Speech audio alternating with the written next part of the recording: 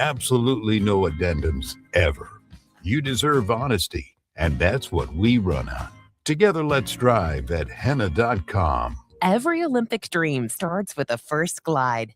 Through Learn to Skate USA, kids build confidence, strength, and joy on the ice. Learn to Skate USA offers programs for skaters of all ages and abilities. Find a program near you at learntosskateusa.com. Hi, I'm Joe Cordell of Cordell & Cordell, America's largest family law firm. During this time of year, difficult relationships sometimes become impossible. If you or someone you care about is facing a family law issue, let us set up a 1-hour Cordell Consult. The Cordell Consult is a meeting with a local attorney who will give you clear guidance about your options, whether it's a separation, a postnuptial agreement, divorce, or custody. CordellCordell.com. Austin, San Antonio, and St. Louis. Shop best of season produce at Whole Foods Market. Save on medium Hass avocados with Prime through February 3rd. Creamy, ripe, and ready for guacamole, savory toast, or topping soup. While supplies last, shop in-store or online. Terms apply. Now that a new year is here, start 2026 by showing your gratitude. iHeartRadio's Thank a Teacher, powered by Donors Choose, celebrating the incredible impact of public school educators. Nominate an outstanding teacher in your life who's gone above and beyond for their students to be among the winners of $5,000 to stock their classroom. Teachers give their time, money, and hearts to help students succeed. Help us say thank you to the educators shaping our future. Get all the info and nominate a teacher who goes the extra mile today at iHeartRadio.com/teachers. From the Audio-Visual Consultation Studios, Sports Radio 1300 The Zone, KDET AM Austin, your home for the Horns, and the #1 preset in your car and on the free iHeartRadio app.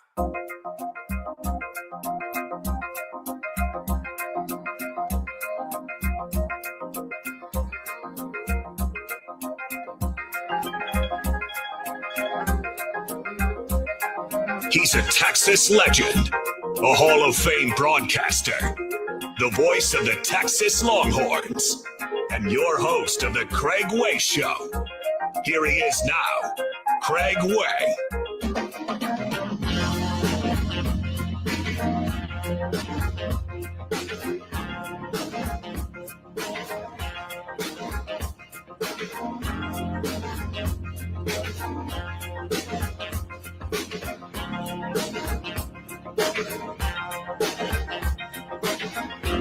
Good afternoon, everybody. Here on Sports Radio AM 1300, The Zone. We've got a busy show planned for you. My name is Jake Herman, in for Craig Way today as he prepares to call the Texas men's basketball matchup at Neville Arena in Auburn tonight.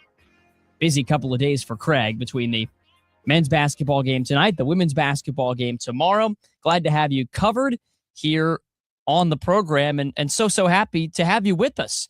It is the heart of the college basketball season. Lots of results to discuss from last night in just a few minutes. We're going to visit with Evan Vieth from Inside Texas later on this hour, get his thoughts on the Longhorns' latest additions in the transfer portal, as well as on the hardwood. We will have Inconceivable, and then a check-in with Craig coming up 1 hour from now, get his thoughts on tonight's matchup with Auburn, plus some sound bites from Vic Schaefer, some news from around the NFL and college athletics at large. So very happy to have you with us. As always, we've got the text line open for you. Text the word Texas, followed by your message to 81530. Standard data and messaging rates apply. If you want to have your questions answered here on the show today, we also have the talkback feature for you on the free iHeartRadio app. As always, we appreciate when you want to be part of the show. And college basketball was really the star of the show last night. Longhorns will play tonight at Auburn, but there were some big matchups around the SEC and around college basketball at large to sort of highlight as we head towards the heart of college basketball season. February can kind of feel like the dog days, but it's almost like Saturday at a golf tournament, right? The chairs are moving, right? The music's not stopping anytime soon, but there's only so many spots at the big dance. And teams right now getting themselves in position to be able to make a deep run come March. You learn a lot about who's peaking at the right time and who maybe peaked too early. when you get to this point in the college basketball season. The Longhorns hoping that some of their best basketball is still in front of them. But in the SEC last night, Vanderbilt blew the doors off Kentucky, 80-55, the Commodores' largest victory over the Wildcats since 2008. This was not a game. Vanderbilt was up 20 at half, never let Kentucky back into it, and they did it without Duke Miles, one of their top scorers, one of their point guards. So Vanderbilt, who had lost 3 in a row after coming to Austin undefeated a couple of weeks ago, losing in lopsided fashion in a game that might prove to be pivotal if Sean Miller and his team can find a way into the NCAA tournament. That win, I think, will age well for Texas. Even though Vanderbilt was on a 3-game slide, it was a real gut check moment for them at home. They answered the bell and cooled off what was a pretty hot Kentucky team coming into that game. I like this Vandy team. They don't have a clear weakness. Top 16 in both offensive and defensive efficiency. They dropped all the way to number 18 in the AP poll. If I had to predict, I'd say Vandy will finish higher than that. It's a win that Texas fans hope will age somewhat well as the season comes along. Meanwhile, another big SEC result, Arkansas, the number 15 team in the AP poll, goes on the road and comes back from a halftime deficit to beat Oklahoma 83-79. Arkansas won this game with their B or C game. And I say that because they were 2 of 17 from 3. It's not like they shot a million free throws. They were just very efficient in the paint. They took care of the ball. They've got a point guard whose name I think you'll remember in March, Darius Acuff Jr. He can play. Now, 21 points, 9 assists, no turnovers in this game for Arkansas. We've seen what John Calipari can do, right, when he has a point guard of this caliber. This Arkansas team is one that I'm pretty high on moving forward as well. Oklahoma, boy, they lost this game despite knocking down 10 threes, shooting 37% from beyond the arc. They missed only 1 free throw. They were 11 of 12. Porter Moser has got to be thinking, what the heck does my team have to do to get one of these things over the finish line? They are 1-7 in SEC play and just continue to find ways to snatch defeat from the jaws of victory. They struggle to get stops when it matters late in games. And when Texas goes to Norman this weekend, they will be facing a desperate OU team who's a couple of losses away from being knocked out of the tournament here before the calendar even turns to February. They might already be too far behind OU at 1-7 in SEC play. Kind of a quirk with the weather. Free admission at the Lloyd Noble Arena for that one. Turns out a lot of Arkansas fans made the trip and filled up that basketball arena with the wrong shade of red. So OU suffers another setback. Arkansas continues to kind of climb my power rankings as we head towards February in a very crowded SEC. Alabama's going to figure in, and they got back on track in a big way by beating Missouri at home. My big takeaway again for the second straight Alabama game, I know they lost at home to Tennessee, is that Charles Bediako, he's going to matter. 27 points in 2 games. Doesn't sound like a lot, but it's the most in a 2-game stretch of Bediako's career. And you can really see why Nate Oates wanted him, because Charles Bediako and his presence on the floor really covers up Alabama's biggest weakness, and that is the lack of a true 5. Aiden Sherrell's been playing the 5 for Alabama for large chunks of the season, but he's better kind of as a stretch big. So now Nate Oates gets to play him that way, and they boat race Missouri 90-64, even without Amari Allen, who is one of their starters. So Alabama gets back on the right track. You never really expect an Alabama team to struggle at home the way they have during the month of January. They will take on Florida Sunday afternoon, and that's a Florida team who just lost at home to Auburn. And we'll talk a little more about that with Evan Vieth as well as Craig Way as we preview Texas and Auburn as this program rolls along throughout the afternoon. So that's one to keep an eye on. Alabama at Florida Sunday afternoon. 2 teams that will be in the NCAA tournament, but I could still kind of see their seed line falling anywhere 3 through 6 or 7. Those 2 teams have been very streaky and inconsistent throughout the season, but I think both possess a high ceiling.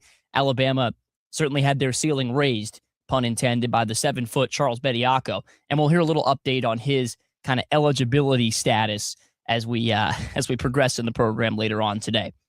To the Big Ten, which is having a good resurgent season on the basketball court. There are some really quality teams in this league.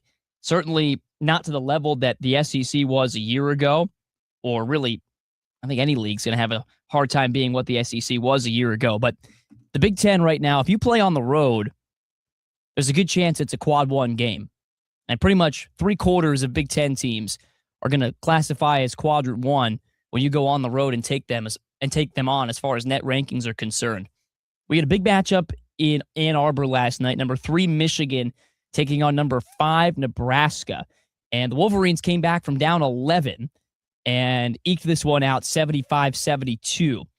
Now, I thought Dusty May did a really good job in this game, Michigan's head coach, taking advantage of some of the depth that he has. Michigan is a physical team.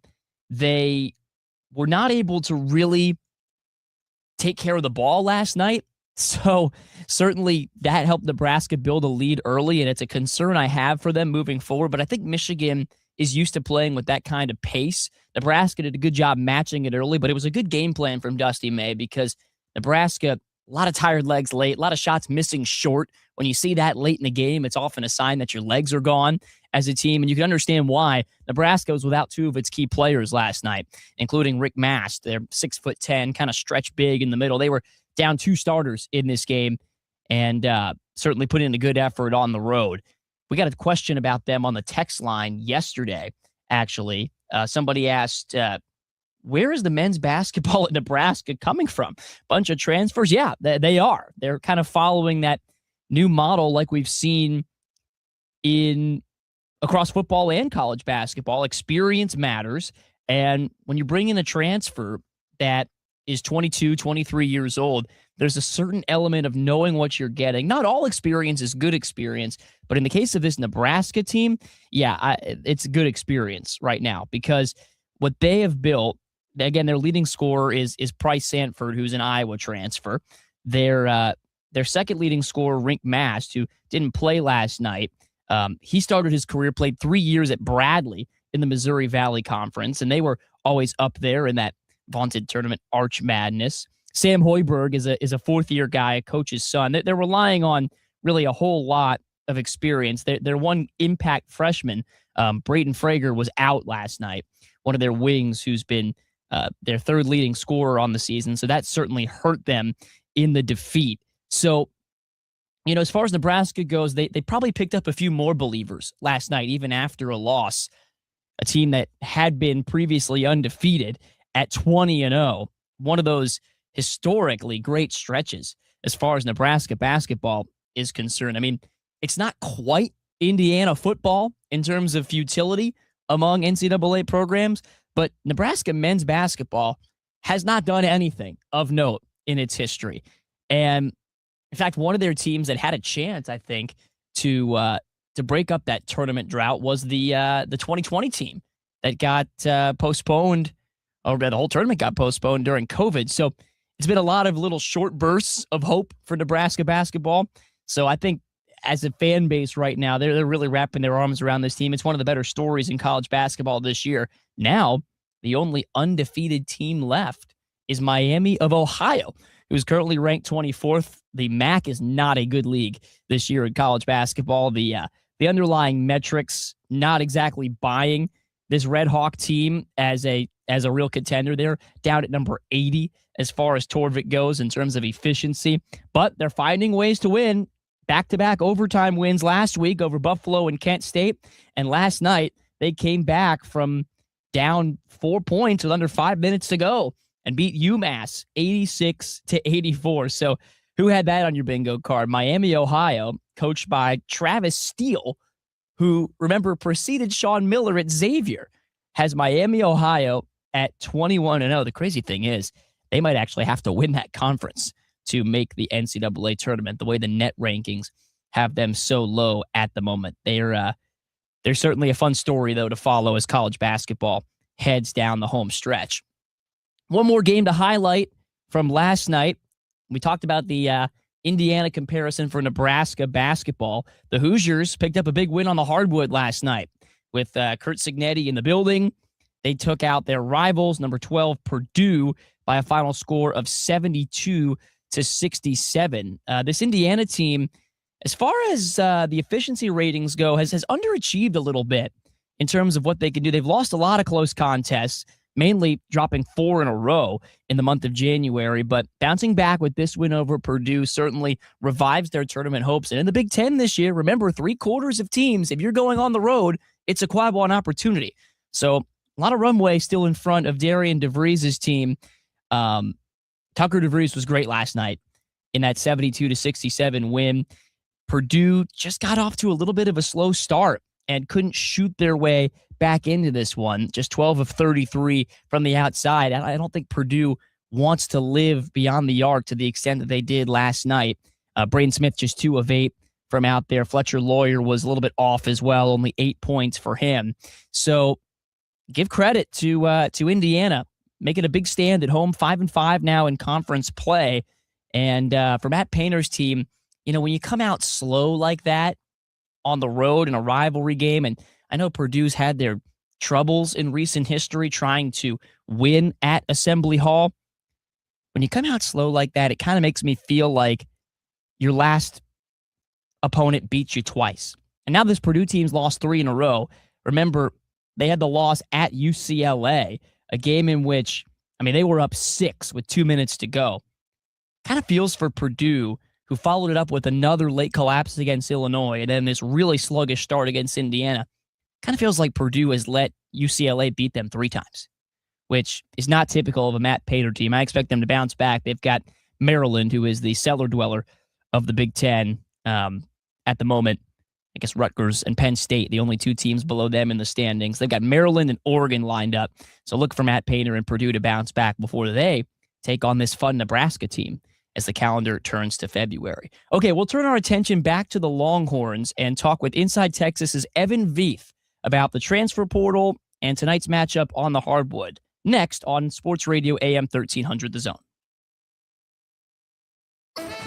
Hey there, Texas fans. This is the voice of the Longhorns, Craig Way, inviting you to join us for Longhorn football. Touchdown! Texas wins! We'll bring you all of the action all season long, including in-depth analysis and exclusive access to players and coaches before the opening kick and after the final whistle. And every week, we'll talk with Texas Longhorns head coach Steve Sarkisian on Longhorn Weekly. This is your exclusive source for Texas Longhorn football. On 1300 The Zone.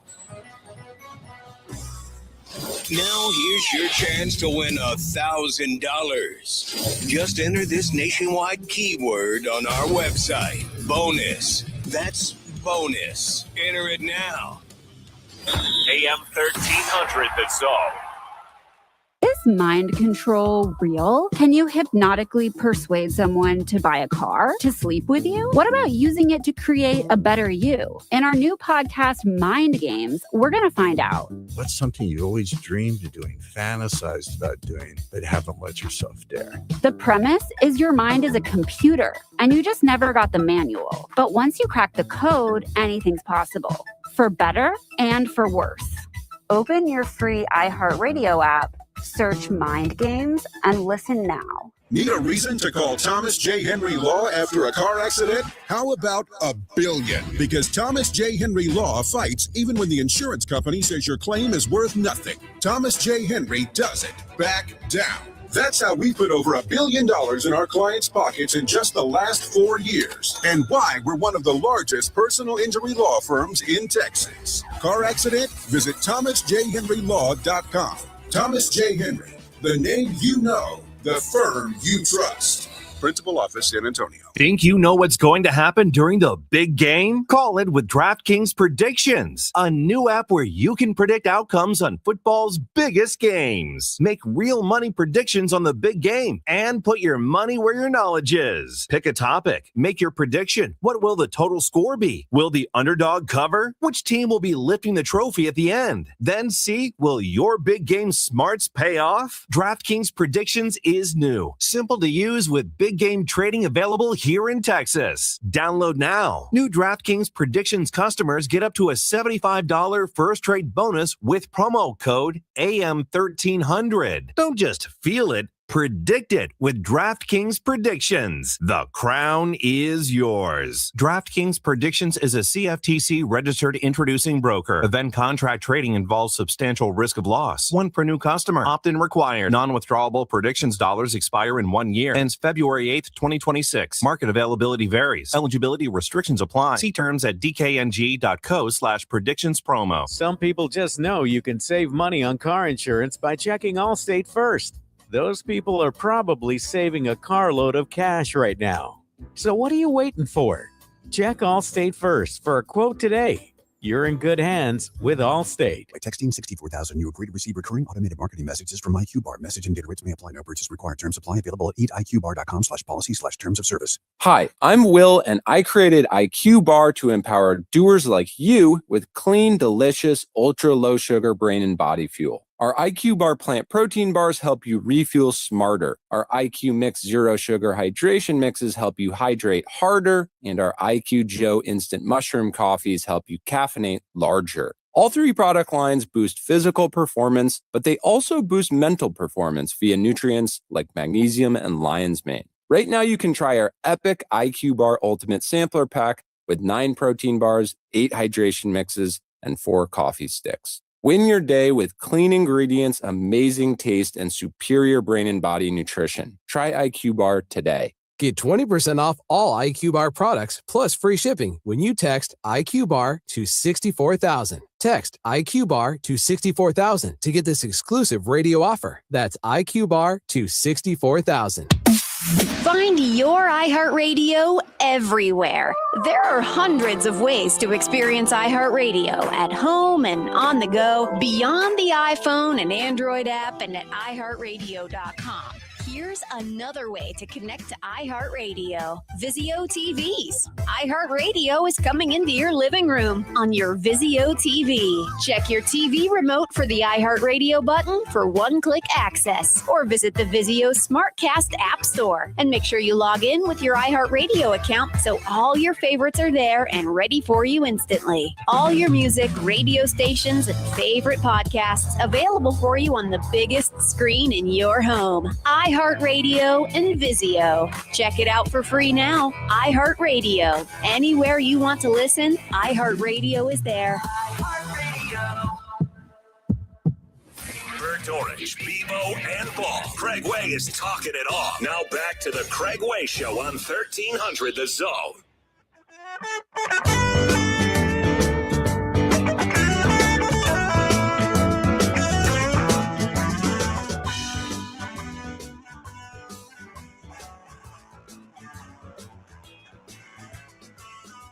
Okay, back here on a Wednesday afternoon, and happy to welcome in our good friend Evan Vieth from Inside Texas. Evan, thanks for taking the time this afternoon. I hope you weren't iced or sleeted in for too long over the weekend. Not too bad. Only about 2 days without the car, so just walked around, hung out, watched some movies. Pretty light weekend for me. Yeah, it reminds us a little bit of being back home in D.C. They got it pretty bad up there, but nice to see everything kind of thawing off. Of course, the transfer portal's cooled off a little bit too, but that's all relative. Like we saw earlier this week when the Longhorns signed Lawrence Seymour, the guard from Western Kentucky. Tell us what the Longhorns are getting with this experienced piece on the offensive line. Yeah, so if you just go on to On3's best available players left in the portal and sort of by interior offensive line, which I think a lot of us were doing over the past week or two, and this is a player, Seymour, that Inside Texas had been on for a little bit, but part of the problem with a lot of the players at the top of that list is it was either, freshmen that Texas wasn't going to be interested in because they needed starting level players, or guys who were looking for a Pavia year. How can they get a 6th year in college football to stick around? There's some kind of small thing that's messing up their eligibility. And a lot of those guys were out of eligibility. And so is Lawrence Seymour, who, funnily enough, his spelling is different wherever you look of his first name with an E or an A in the middle. His eligibility technically is up, but in 2023, he transferred from Miami to Akron, and he didn't play any football. And there's something that happened in that time where I think Texas is confident enough that they can get a waiver, whether it be injury related or coaching staff related, that could grant him his 6th year. I don't think they're taking in an offensive lineman if they don't feel like he's going to be able to play for the team. That just wouldn't be worth their time. So Seymour brings a really good pass blocker. That's his calling card and why he earned awards over at Western Kentucky.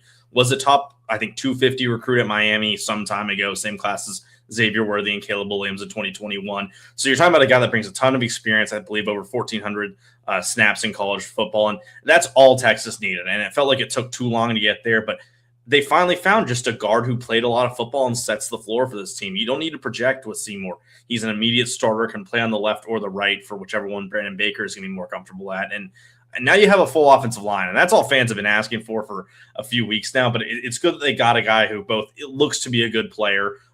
Some pretty positive notes from our film guys and from the stats with him, especially as a pass blocker.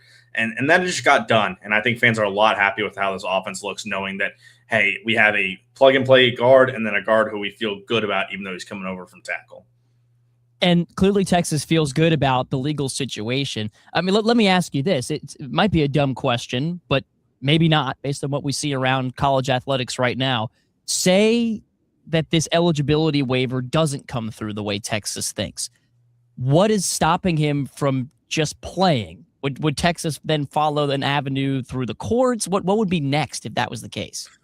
So technically Seymour is enrolled at Western Kentucky, and he is taking a class to finish his degree. So right now he is a Western Kentucky student, even though the Longhorns have signed him. He won't be playing in the spring for Texas. He would be coming in June. So that would mix things up. He would technically graduate from another school, and could Texas make a claim that he can just then play for them? I'm not 100% sure on the legality of that, and that's the problem, is that a lot of people don't know. Trinidad Chambliss is obviously the one that's taken out most of the internet space, and he's been denied, and they're kind of not backing down. They're not taking no for an answer at Ole Miss. Same thing with Joey Aguilar. Neither of them really have that very good claims for getting a 6th year. They played their college football. They played it. Even I know Chambliss has the level changing, and Aguilar definitely doesn't have much of a case, even though there's a chance he does play next year. So it's just so hard because it's just a case-by-case basis, and it doesn't seem like there's a lot of consistency there. Seymour not playing in 2023, Texas making this a signing, and knowing there's a lot of oddities with just his transferring around and what he's done in his career makes me feel like they are going to be in a good spot to get him there. But there is the lingering chance that, hey, this guy is not eligible and he's at another school. They cannot figure this out and how to get him on the team. Technically, there's a lot of guys still in the portal left that you can keep trying to do this with that have used their years. But I do think Texas will come away with their guard of the 26th season out of this fine. But yeah, like it's a good question to ask because none of us really know. Like, what happens if he doesn't get it? Can they just go back and say, hey, we'll try again. We'll find a different appeal. I'm not exactly sure. Yeah, so interesting. It's that year at Akron that Texas kind of zeroed in on as they're confident in him being able to play. We're talking with Evan Vieth from Inside Texas. For those players, like you mentioned, who are still in the portal right now, what has changed? How has their leverage kind of shifted around as the portal closed to new entrants a couple weeks ago now? Well, there is none. I mean, a lot of these guys enter the portal to having played their last college football game ever.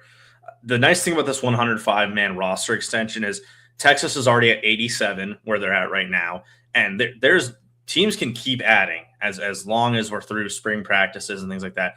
Technically, in April, I believe Texas could bring on a player. So I think a lot of these guys that haven't been picked up and now aren't seeing teams shuffle around their guys, which is the big thing. You were hoping that a spot would randomly come up at a Tier 2 school if you were at a G5 team or even FCS. Now, what they're probably pivoting to is, can I just find a roster spot somewhere and be even a practice squad guy? Because it's either you're going to the JUCO, maybe you're going to the FCS or D3 level, or you're hoping that Texas says, hey, you know what? I kind of need a power back. I'm seeing in practice that we don't really have a power back. Let's go look down the list, find guys that qualify 220 pounds or more, have some college experience, and then maybe those guys get a chance. But yeah, there's a lot of just dead time here where these guys don't know what they're doing, and it's unfortunate for their careers because a lot of them could have just stayed at their lower level school and maybe attacked it next year or tried to just make a final end to their college career, and they're not going to be able to do that, which sucks. It does.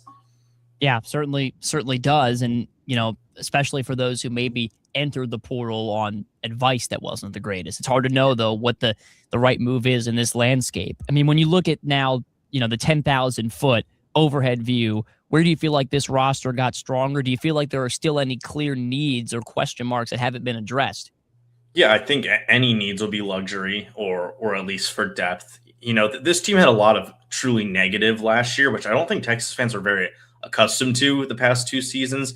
The secondary wasn't great in 2024 or 2023, sorry. But then in 2024, they fixed that. And then then the next year you come in and you have a bad offensive line and like a bad offensive line. Left guard was not good at Texas. So their biggest upgrades have been they no longer have these true weaknesses in my eyes. I feel like they have an offensive line, at least a starting 5 that will be good. They have the running backs to run the ball. I think defensively they're going to have a better scheme and approach to things. So I really do think they killed this portal cycle. They found some superstars in Cam Coleman, Rasheem Biles, even the running backs. But you also found your Laurent Seymours and your Ian Gaffard, so you needed to actually fill in important gaps that are being lost to the draft or just weren't very good to start. Talking final needs, I mentioned the power back. Like if they really do, I don't know if they see either of the 2 guys they brought in as a 3rd and 1, 4th and 1, go up the middle and get a first down guy. Maybe that's Arch Manning right now. He's probably the team's number 1 power back. So is there some guy who's a senior who just wants a spot on a team competing for a title, who's 225 and can toe to rock, won't fumble? Fine by me. I think if the talent of the defensive tackles was the same as it was on like the 7th, then them maybe going to get one more redshirt freshman type of or defensive tackle would have been nice. That's probably a ship that's sailed past. Same with another Mike linebacker. But I would like to see them try to find a backup center, because right now I feel pretty good about 7 offensive linemen. You're starting 5 that Sikorsky is a guard, Chapman is a backup tackle, even Kojo, but he's recovering from injury. But I'm still concerned about who the backup center is if Connor Robertson goes down. So veteran there and at running back, and I think this team is complete, and I think they're ready to make a run next year. Talking with Evan Vieth from Inside Texas, and Texas basketball hoping to make a little run of their own here as we get down the stretch of the season. Certainly a tale of 2 halves against Georgia on Saturday. That second half, do you think that's the best version of Texas we've seen so far this year and really under Sean Miller to this point? I think maybe the last 2 years that was the best half of basketball they played. I mean, it was phenomenal. They were playing great defense against, Georgia's one of those teams that loves to pick up the pace and get you running in fast break. And Texas was making shots, so they were avoiding the fast break. And then their half court defense was really strong. And then Tremont Mark was scoring well. And Dalen Swain, I mean, what more can you say about this guy? It's wild that Texas has had 2 first-round level players on their basketball team the last 2 years. Unfortunately, they can't play together, and we'll even see if Swain makes it to 2026, 27. But he, Vokia Titus, and Mark are playing at a really high level. Kendall Weaver continues to, hustle out of the gym, jump out of the gym. The shot, when it's not there, it still doesn't matter. He hasn't even developed that much as a scorer or anything in his time at Texas, but the amount of smart plays he makes now compared to maybe unneeded mistakes when he first came in, he's tripled the amount of good, smart basketball moves he's making. So Texas now has 3 wins and maybe 4 if you're counting the NC State one that are really good for their resume. You got an Auburn game tonight. We'll see how that goes. But that half makes you confident about what they can do going forward if they keep playing that way. Yeah, and I think for Weaver, even though the scoring hasn't really come in bunches, it's nice to see him impacting the game in so many small ways. And before we get to this Auburn matchup, I just want to talk about the conference a little bit, because here we are with 10 teams from the SEC included in Joe Lunardi's latest, still pretty early bracketology. But I don't know if you agree with this. There isn't a team that really looks like a bona fide national championship contender at this point that plays in the SEC. No, really not at all. And I think there might be 6 Big 12 teams that would be the number 1 team in the SEC, and then you got talent elsewhere. It's a very even basketball year. That's what's fun about it. Like the freshman class is elite, and a lot of different guys are vying for a title, National Player of the Year title. A lot of teams feel like they are the number 1 team in their conference, depending on where they're at. Michigan and Arizona are fantastic. You just go down the line, look at the top 6 of the Big 12 and what they're doing. Florida is definitely the team to look out for in the SEC. Past winter, they started really slow and picked it up. Still had some road bumps, but they're still a top 15 team in the nation at worst. But you're right, Jake. I think a lot of this conference is really good as the 20th to 40th team in the country, and that's where probably 7 teams land in this conference. But that's not quite national title contender. And the good news for Texas is, compared to last year, it's not these elite teams you feel like you can't beat. They've already beaten some of the top teams in the conference, Vanderbilt, Alabama. Those are probably 2 of the top 4 or 5. And your losses, you lost to Tennessee and you lost to A&M, but they're having pretty good years overall. So you beat Auburn and you can somehow steal another win against a top 5 team, and you're feeling good about being in the tournament by the time the year rolls around. Yeah, it's like I was telling some folks yesterday, the only thing harder than choosing which SEC teams will make the tournament among all the bubble contenders this year is trying to figure out what they're going to do when they get there. I mean, we'll figure that out, a month and a half from now. Here comes Auburn, right? Inconsistent start to the season. Right from the jump, they were pretty up and down in non-conference play. Here they are having won 3 straight, and a team that was in second to last in the SEC a couple weeks ago is a 1/10 of a second and a replay against Texas A&M away from being in second. So that's kind of a microcosm, right, for this conference. What kind of challenge do you think Texas faces tonight against Auburn? Yeah, Auburn's just this odd team, right? Because Bruce Pearl leaves the team pretty soon before the season, I believe, with less than 6 weeks. Stephen Pearl comes in, but the roster itself, the talent was so good. The Keyshawn duo, Tahad Pettiford, or specifically the 3 you think of. And Stephen Pearl has been a good coach, and he still runs that NBA-style offense where they're dribble handoffing every possession. They're getting a lot of rescreens in there. But the shooting is not there for this year's team. A lot of 31, 32% shooters. Pettiford particularly, he's draft stock. I feel bad for the kid a little bit because he signed up to play for Bruce Pearl in his sophomore year and go be a top 15 pick.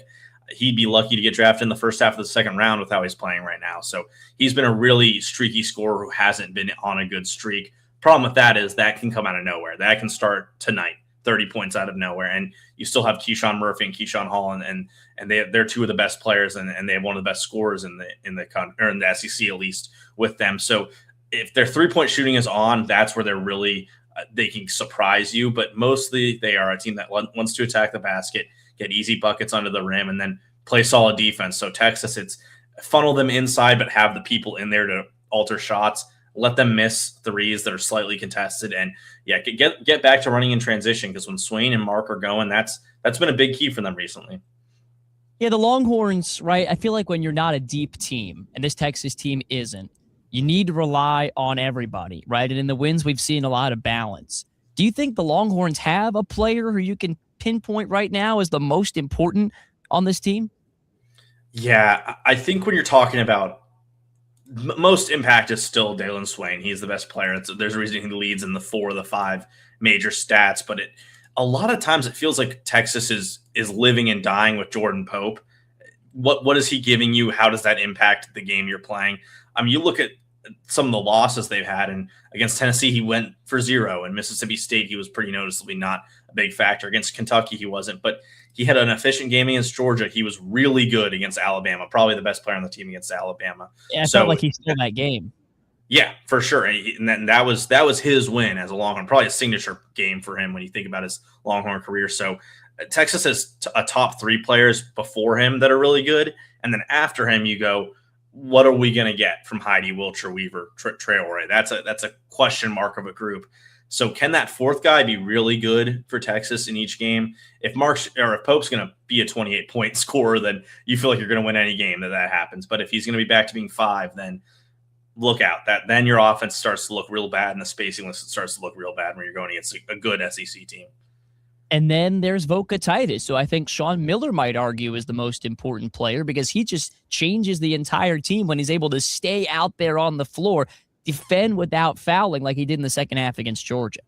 Yeah, Voka Titus is like a freshman 5-star left tackle or right tackle, or almost like Cam Williams when he was playing at Texas. You see the talent, you see the size. He's a physically gifted player, good scorer, can alter the shots at the basket, but his numbers are down because he's not playing as many minutes as you like him to, because like you were alluding to, it's 2 fouls within the first 6 minutes every game, it feels like. And then you have Traore coming out there, and Traore's a fine player, is a really good rebounder, but doesn't affect shots, isn't his own solo scorer on the offensive side of the ball. Yeah, looking into it, 24 minutes per game for Voka Titus. Swain is at 30, and that's a 6-minute difference between 2 players that you think are probably your 2 best. So yeah, a lot of the time it comes down to, Jake, like how many minutes are we getting of him in the first half, and how does that impact how much he can play in the second half because of his 2 or 3 fouls he's already picked up. So it's going to be a growing pain with him throughout the year, and that's where you think if he comes back next year and he solves that, you're talking about an all conference center potentially. As Sean Miller was talking with Craig on the program yesterday and said, I think in Modest's mind, he hasn't committed a single foul yet this season. If it can just click, right, to defend without fouling, it could really raise the ceiling on this team. Evan, you got a prediction for us on the Plains tonight? Yeah, I'll go a high-scoring, close win for Texas. I'm feeling up on how they're playing. I'm feeling down on Auburn's roster and a lot of what's gone on this year for them. Even with the win streak. Say it again. Even with their winning streak. Yes, I do see. I see what positives they have, but when it comes to the matchup with another hot team, I think Texas might have the firepower to be able to withstand a lot of missed threes for Auburn. If Texas is plus in the 3-point range, they're +9 on that. I'm all over Texas winning a 3-point game here. All right, you heard it there from Evan Vieth from Inside Texas. We'll see how it unfolds on the Plains later tonight, a game that you can hear with coverage starting at 5:30 right here on AM 1300 The Zone. Evan, thanks as always for stopping by. Stay warm. We'll talk to you soon. You too, Jake. Thank you. All right, Inconceivable up next here on Sports Radio AM 1300 The Zone. Oh, we're going to be so late for the concert. We should be there by now. Just need to make a little detour and stop for gas real quick. I know a cheap place down the road. Are you serious? We're going to miss the show because you're driving out of the way for cheaper gas? Just use Upside.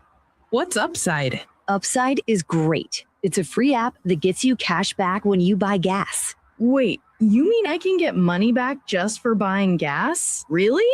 Yep, and it really works. I've actually made around $200 this year already. Now pull over so you can download Upside before we miss the concert. Pulling over? You had me at $200. Download the free Upside app now to earn cash back when you buy gas. Use promo code RING to get an extra 25 cents per gallon on your first fill-up. You can cash out anytime, right to your bank or as a gift card. Download Upside and use promo code RING for a 25 cents per gallon bonus on your first tank. That's code RING for a 25 cents per gallon bonus. Use promo code RING. Offers vary by user and location at participating merchants. Go to upside.com for terms and conditions. Prediction markets talk about the outcomes. BetOnline puts the odds behind them. For decades, bettors like you have trusted BetOnline for accurate lines, deep prop markets, and real action across every major sport. Get the latest odds, live props, in-game action, and expert pricing throughout the playoffs and beyond. And when the games are over, check out BetOnline Casino, delivering nonstop action, fun, and premium rewards. Visit their website and get started today. BetOnline. The game starts here. I know that hiring can be challenging. You need someone to match your role perfectly. Well, now you can meet them fast on ZipRecruiter. Build your team, build it sooner. Meet your match on ZipRecruiter. Just head to ZipRecruiter.com/free right now to try it for free. That's ZipRecruiter.com/free. Meet your match on ZipRecruiter. Try it free. Harge here, and the new year is rolling in at Covert Chevy Hutto. If 2026 is about fresh starts and bigger moves, it's time to upgrade what you drive. Right now, start the year strong with $15,000 off MSRP on a new 2025 Chevy Silverado 1500. Or cruise into the new year in style with $5,198 off MSRP on a new 2025 Chevy Blazer 2LT. See dealer for details. New year, new ride, real Chevy power. That's Covert Chevy Hutto, right off of Highway 79. CoverChevyHutto.com. Together, let's drive. When you need it, now it's here.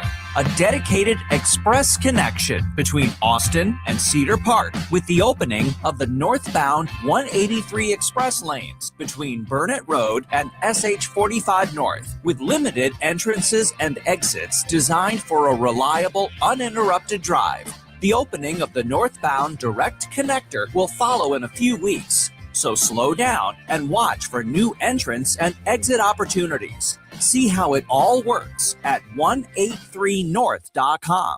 Jesus didn't live passively. He lived on a rescue mission. As we step into the new year, the Daily Pursuit with Tim Tebow podcast reminds us that God has called us to more, to live on purpose and rise as conquerors. As followers of Christ, we're called to do the same.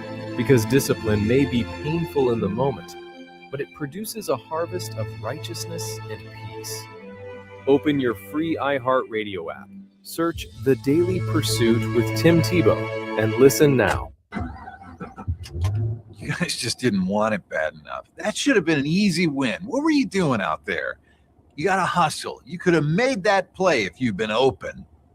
On the car ride home after the game, when you think you're helping by telling me what I did wrong and what I need to work on, all I hear is that I'm not good enough, that I'm supposed to be perfect, that it's not okay to lose. On the car ride home, all I need to hear is how much you love me and enjoy watching me play. That my worth isn't determined by my performance. That even on my worst day, I am worthy. That you see me learning, growing, and doing my best. And that is enough. This message presented by the WIAA and the Washington Secondary School Athletic Administrators Association. Texas football plays here on Sports Radio AM 1300 The Zone.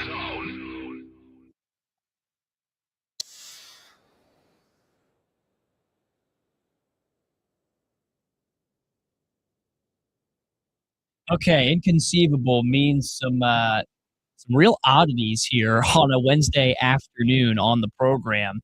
The first comes from AI, and a little bit potentially scary here, depending on whether you work in the music industry. Heck, I mean, a lot of industries impacted by AI right now, but this is new. Wixen, who is a music publisher that represents a lot of groups, including Weezer and the Black Keys. Maybe we'll bump back with some of their music tomorrow. Is suing Meta, who owns Instagram and Facebook, after they're claiming Meta tried to slash payments to real musicians, planning to replace human songwriters with AI music. So, in a lawsuit, Wixen said that the licensing negotiations for Instagram and Facebook, for some of the musical groups that Wixen represents, stalled out last year because Meta was offering only a small fraction of what it used to pay songwriters whose music is featured in the platform's libraries of licensed songs that you can use for, a post or something like that. Maybe you're putting some great snow pictures on your story. You want to, slap a little Weezer song on there. So this lawsuit, according to Wixen, could be pretty impactful in terms of how AI impacts the industry moving forward. Meta's success or failure, Wixen's attorney said, at slashing royalties now, will have a profound effect on how other social media platforms approach music royalties. Given the serious implications for its clients, Wixen refused to accept the exploitative below industry rates for these bands. So, free AI music, really an impasse. There's a couple of songs in the top charts right now that are AI made you'd never know about. We'll continue to keep tabs on that story. Meanwhile, in San Francisco, by the way, that was the warmest city in the country this morning. Some unseasonably cool weather everywhere on this Wednesday afternoon. Maybe that heat is drawing out mountain lions, because wildlife authorities in California, according to NBC News in the Bay Area, say they've successfully tranquilized and captured a young mountain lion who was seen wandering the streets of San Francisco. Crews from San Francisco Animal Care and California Fish and Wildlife responded to a call from the Pacific Heights neighborhood yesterday afternoon when the big cat was seen near an apartment building. They were able to corner the mountain lion in a narrow area between two buildings, I guess an alley, and tranquilize the animal. Now, the animal's okay. He was first spotted near Lafayette Park on Sunday, and further sightings were reported on Monday. A woman named Roxanne Blank captured the video of her encounter with the mountain lion outside of her apartment building. She said, "We locked eyes for over 5 minutes. I was honored that the mountain lion didn't eat me. We had this nice long gaze into each other's souls, and she might be lucky to be alive. Authorities said the mountain lion, who is estimated to be about 2 years old, is going to be examined by a vet at the Oakland Zoo. And then officials will determine how and when it will be returned to the wild. So that certainly could have ended a lot worse. And it's a good thing it didn't, because, look, not many people can stare into the eyes of a mountain lion and be okay. How about this? Not many people win the lottery once. How about winning it twice? A Colorado man who won a $20,000 prize from a scratch-off lottery ticket earlier this month just returned to lottery headquarters in Grand Junction and collected another $1,000 prize from the same game. The $20,000 win came early in January, and then another frenzy ticket earned him an additional $1,000. You know what I think? That guy should go buy a lottery ticket. Luck is certainly on his side. That's an abbreviated version of inconceivable on this Wednesday afternoon. More to come here on Sports Radio AM 1300, The Zone.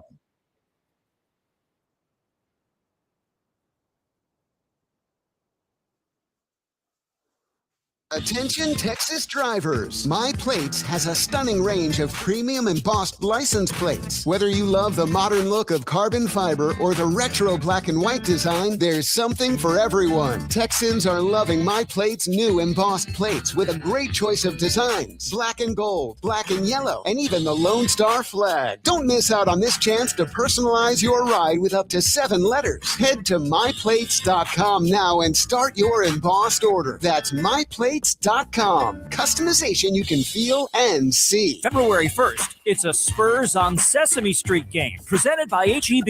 Pre-game party starting at 1, tip-off at 3. Family-friendly activities. Spurs Sesame Street t-shirt packages available for purchase. For more, text SESAME to 210-444-5940.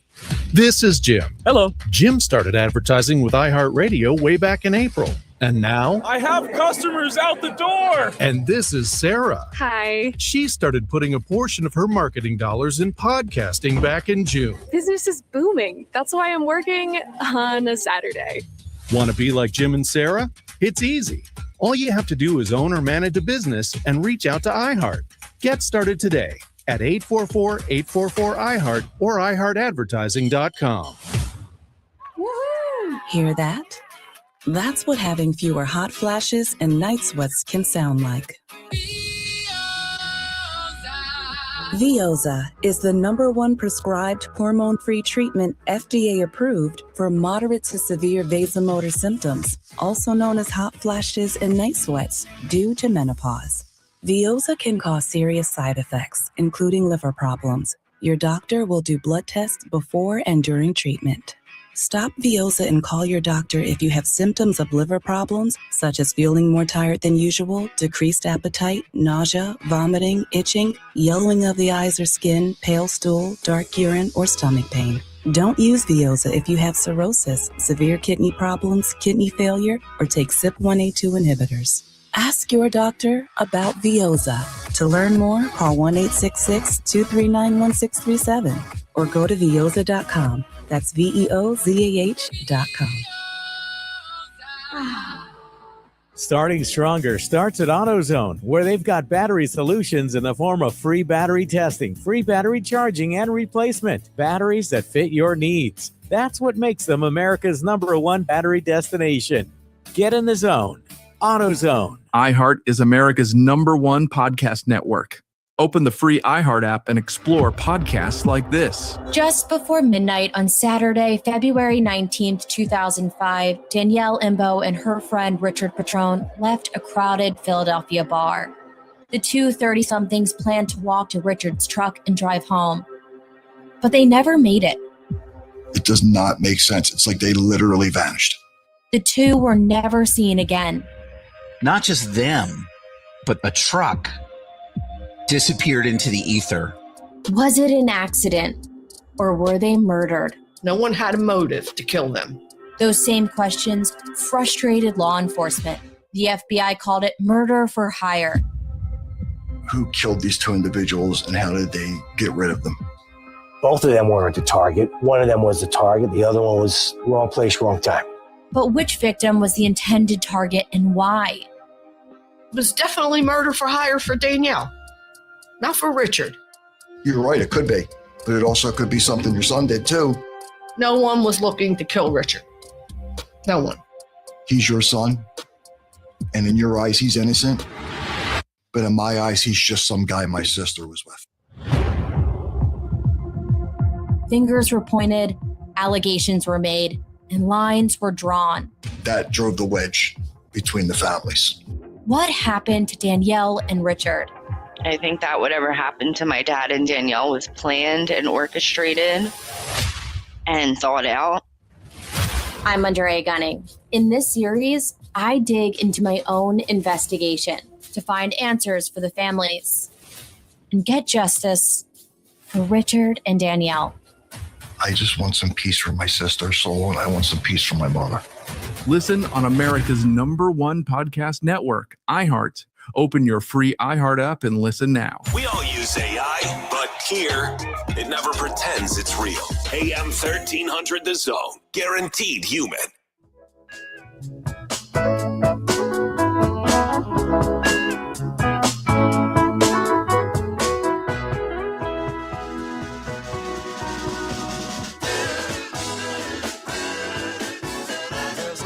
Back on a Yacht Rock Wednesday edition of the Craig Way Show.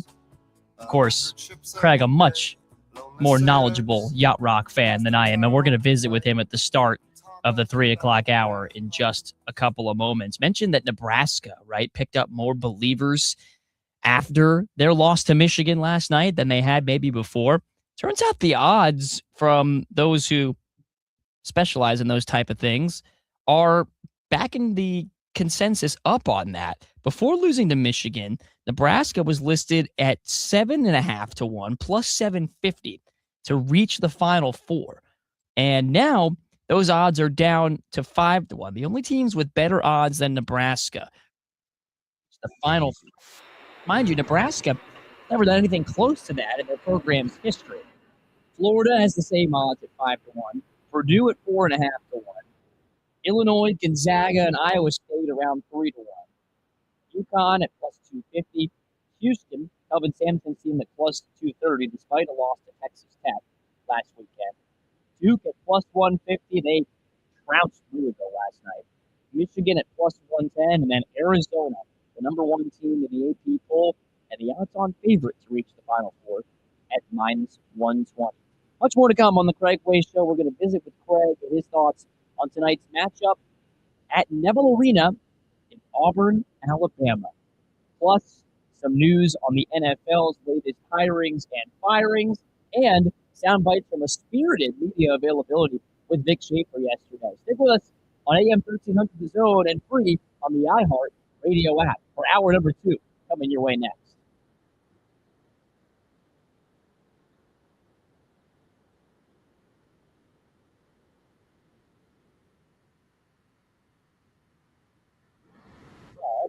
Cordell of Cordell & Cordell, America's largest family law firm. During this time of year, difficult relationships sometimes become impossible. If you or someone you care about is facing a family law issue, let us set up a 1-hour Cordell Consult. The Cordell Consult is a meeting with a local attorney who will give you clear guidance about your options, whether it's a separation, a postnuptial agreement, divorce, or custody. CordellCordell.com. Austin, San Antonio, and St. Louis. This message comes from Viking, committed to exploring the world in comfort. Journey through the heart of Europe on an elegant Viking longship with thoughtful service, destination-focused dining, and cultural enrichment on board and on shore. With small ships that bring travelers closer to the destination, there's more time to explore. And every Viking voyage is all-inclusive, with no children and no casinos. Discover more at Viking.com. You still got it, but your immune system weakens as you age, making it harder to fight flu, pneumococcal pneumonia, RSV, and COVID-19. Ask your doctor or pharmacist which vaccines you need. Sponsored by Pfizer. Check engine or ABS light on? Take the guesswork out of your warning lights with O'Reilly Veriscan. It's free. Ask for O'Reilly Veriscan. O'Reilly Auto Parts. Local radio isn't just music, it's your community. The voices you know, the news you trust, and the conversations that matter. It's all on the free iHeartRadio app. The #1 app for radio. Join the millions who already have it on their smartphone. iHeartRadio. Portions of the following program were pre-recorded. The free iHeartRadio app is #1 for music, radio, and podcasts, all in one. Discover a new podcast from our library of over 350,000 titles. Here's an iHeartRadio podcast preview. Darkness, tragedy, and pain hide within every beloved institution. And most people are none the wiser. Take The Wizard of Oz. In your favorite scene, Judy Garland was almost certainly being starved to death and pumped full of barbiturates. The king himself, Elvis Presley, was obsessed with death. Marilyn Monroe may have been murdered. And diamonds kill people too. Shirley Temple's father stole her money. Most charitable donations go towards administration, not the cause. And football causes more deaths than shark attacks. From the space race to the Wizard of Oz, there might just be a dark side to everything. And on Parcast's newest original show, The Dark Side of, we pull back the curtain, bringing you the salacious stories and disturbing details behind everything we hold most dear. Each season covers a new cultural institution, from the founding fathers to the music industry to dating. We'll prove there's more than meets the eye. We'll begin with the dark side of Hollywood, the catastrophes and underhanded dealings that built Tinseltown. The dark side of what you don't know can hurt you. Listen and follow this podcast for free on the iHeartRadio app. #1 for music, radio, and podcasts, all in one. From the Audio-Visual Consultation Studios, Sports Radio 1300 The Zone, KBET AM Austin, your home for the Horns, and the #1 preset in your car and on the free iHeartRadio app.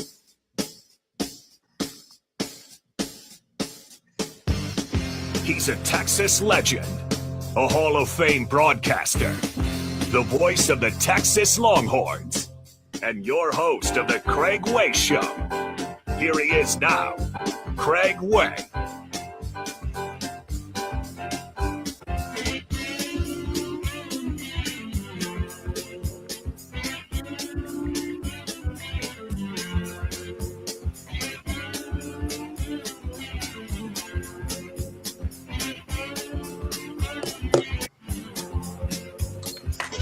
Our second hour on this Yacht Rock Wednesday afternoon here on Sports Radio AM 1300 The Zone, and Jake Herman here at the iHeart Studio in Austin. Great to have Craig Way with us from Auburn, Alabama. Craig, good afternoon. How's your stay been so far?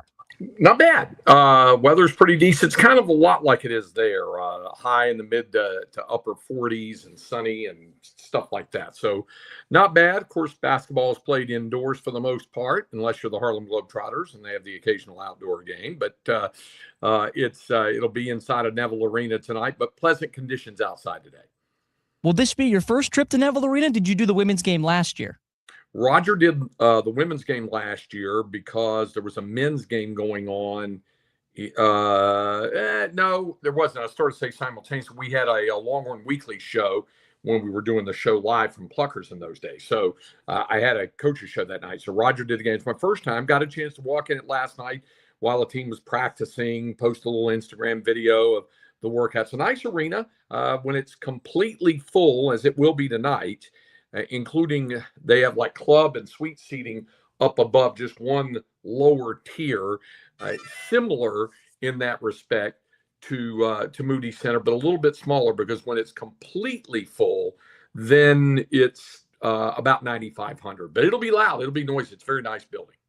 Yeah, I think that'll come through, over on our radio feed tonight here on Sports Radio AM 1300 The Zone, where you can hear the game. Coverage starts at 5:30. That game last year, an 87-82 Auburn win in Austin. I know it's a totally different roster, different coach in the case of both teams, but I just want to get kind of your memories from that game, because I think of two things. I think of that was the Arthur Kaluma game with the 34-point performance, and I think, that was the game that Kendall Weaver got hurt, which kind of changed the Longhorn season. Yeah, you had that, and then on top of that, as you mentioned, Auburn was a really good team, ended up going to the Final Four. They were a tremendous team, and yet Texas had opportunities, like just couldn't get quite over the hump in a 5-point loss. And this Auburn team is constructed a little bit differently, and it really, the offense, a lot of it, and a lot of what they do well flows through their senior transfer, Keyshawn Hall, who had transferred in from UCF. He's a guy who averages 20 points per game, but that doesn't really begin to tell the story, Jake. He gets to the foul line more than anybody in the country and attempts more free throws. I know a lot of people think Modest Titus gets to the foul line, and he does.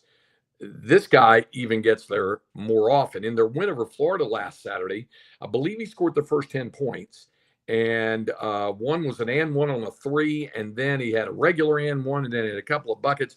The guy knows how to get to the foul line, and he can keep defenses off balance. So for a team like Texas, which, depending on the game, depending on the opponent, and on the night, can struggle with trying to stay out of foul difficulty, this is a supreme challenge tonight. We've seen some of Texas's best basketball come on the road when they're kind of backed into a corner like this. And look, we've also seen the complete opposite of that. What do you notice, about the team at shoot around that Sean Miller and this staff does to try to get them ready for what will be such a hostile environment? Well, I asked Sean a slightly different question, but it's kind of in the same neighborhood. And that's all about when you don't do well, if you lose a game, like the Longhorns had against Kentucky, and they come back on Saturday, and they lost the first two conference games, then they won 2 in a row, and then they lost 2 in a row again. So going into the Saturday game against Georgia, I asked him how important it was for himself and for his staff to make sure that their guys didn't get too down on themselves because of the roller coaster nature in this night in, night out, a real grind that is the SEC. And he talked about, what you work on in practice and how you can better yourself for that. So then after the win, my conversation with him today was along the lines of, do you notice, and this is kind of along the lines of what you're asking, do you notice when they come off an important win, a big win, do you notice it on the floor? Do you see an elevated level of excitement and determination and all of those things? And he said, sure. Yeah, absolutely. You do. And you try to build on that as coaches. But they also try to approach it as, this is the next stop, win or lose. This is the next stop. And by the way, it's the start of a 2-game road trip, because they have to go to Norman to play what has to be an incredibly frustrated Oklahoma team, which has played really, really well through most of their SEC games, and they got one win to show for it. And they dropped a heartbreaker to 15th ranked Arkansas last night. So they are certainly going to be the wounded tiger theory come Saturday at Lloyd Noble Center in Norman. But he said, Sean Miller was saying, you just have to understand, and they try to make sure their guys understand that every game, it's going to be like that, win or lose. And I think the best example probably will come on Saturday when you've got a team that's 1-7 in the league like Oklahoma, and they're going to fight their guts out. This Auburn team is 4-3 in the league, and they come off a huge road win at Florida, keyed in large measure by Keyshawn Hall, but not entirely. Tahad Pettiford was a key member of their team that went to the Final Four a year ago. Kashawn Murphy, who transferred in from Mississippi State, is another weapon. They've got several different parts who can contribute. But when they're clicking on all cylinders, it runs through Keyshawn Hall. Yeah, and I was talking before the break about how the SEC right now is lacking a top 10 team, but they've got 10 teams currently projected to be in the NCAA tournament field. So that backs up what you and Sean Miller were discussing when it comes to those upcoming opponents. I also enjoyed your conversation about Jordan Pope, and we ran it yesterday on the show. It's easy for us to look at stats and say, wow, when Jordan Pope's making shots, look out for this Texas team. But as a former point guard, right, Sean Miller's noticing something different, and that is the rest of these Longhorn guards, and even Dalen Swain to some extent, starting to make his life easier as a playmaker. Yeah, and that's the deal. I mean, Jordan, I think, understands. I mean, my goodness, he's, a senior and been around a while. I think he understands he can't do it all himself, and he really shouldn't try. He's had a couple of games where he did try to put too much on his shoulders and wound up really struggling. The Kentucky game certainly comes to mind. But when he's letting Tremont Mark and Dalen Swain and Modest Bocatitis, and even to a lesser extent, Cam Heide and Kendall Weaver kind of guide him through some things and increase his chances of being effective by drawing the defenses to him, giving him cleaner, clearer, open looks at threes and not more difficult shot attempts at a three. When those things are happening, and they have to happen in the rhythm and flow of the offense, when they do, it makes him more of a weapon, and that makes the Longhorns all the more dangerous. There's a big newspaper story here in Auburn this morning about how these suddenly red-hot Tigers are taking on the dangerous Longhorns there, as I throw up the air quotes, because when they're really playing well, they can play with anybody. We know that in this league. They've proven that. By the same token, they all got to be on the same page. If they're not, it can be a long night. Yeah, and this feels a little bit like the Kentucky game in that you're going on the road on a weeknight and you're playing a team that's on fire. I mean, Auburn's trailed for only 4 minutes during this 3-game winning streak. And the last time they left the floor, it was with a victory in hand against Florida on the road. Might be the best win in the SEC all year, Craig. Certainly their best win. And they are feeling good. And your comparison with Kentucky, extended further. You think about it. When they went into the game in Lexington a week ago, they were taking on a team that knows how to get to the foul line, and the Longhorns fell in the trap. They fouled a ton. Kentucky attempted 35 free throws. That's why Sean Miller had that quote about, we will foul the living bleep out of you, that kind of thing. So Georgia was like that too. But in the second half, Texas did a much better job of defending without fouling. And they're going to have to do that tonight. Now, I will also tell you this. Auburn will give up some points. They're allowing 78 points a game by the opponent, and in conference play, 77. So it's pretty much a pretty consistent number for them. So if the Longhorns have their transition game going, they can get some points on the board. Auburn playing from behind, like many teams, not nearly as good as the Auburn team that's playing from the lead. So, getting off to a fast start, staying away from turnovers. Again, Sean's magic number for that is 10. If you can get it to where you're only giving up about 10 turnovers per game, then you're really helping yourself. I think they did 12 last week, and that included one very late in the game after the issue was decided. So if they're in that neighborhood, they have a shot to win the game. One Auburn Tiger who will hope to keep that turnover number on the rise is Kevin Overton, right? He's probably their best defender, the Texas Tech transfer. I'm interested to see, Craig, who he guards tonight and how Sean Miller then responds to that. Yeah, he's one of those guys that you talk about being a difficult matchup, but yes, he's known more for his defense, even though he scores 12 points per game. His size would tell you that he's probably going to guard either Tremont Mark or Dalen Swain. I would think maybe Mark and Keyshawn Hall will pick up the matchup on Swain, but it may switch, and there's going to be a lot of switching throughout the course of the game. But Overton's one of those guys who can, guard you right to over to the bench. So you have to be cognizant and aware of that and how to attack him best. And again, good ball movement, good spacing, things like that are going to be important for the Longhorns to work around guys like that to get higher percentage looks. Kind of a funky opponent, too, in that they're so streaky from the outside. But sometimes they don't need to be hot from the outside in order to hurt you. They've been doing a lot of damage, like you said, at the line. Yeah, they're not like Kentucky, in that Kentucky, enjoys cranking it up from beyond the arc. Same thing with Vanderbilt. Less about going into Alabama, less about going inside than they are from putting it up from outside. Auburn does like to get a lot of its points in the arc, in the paint.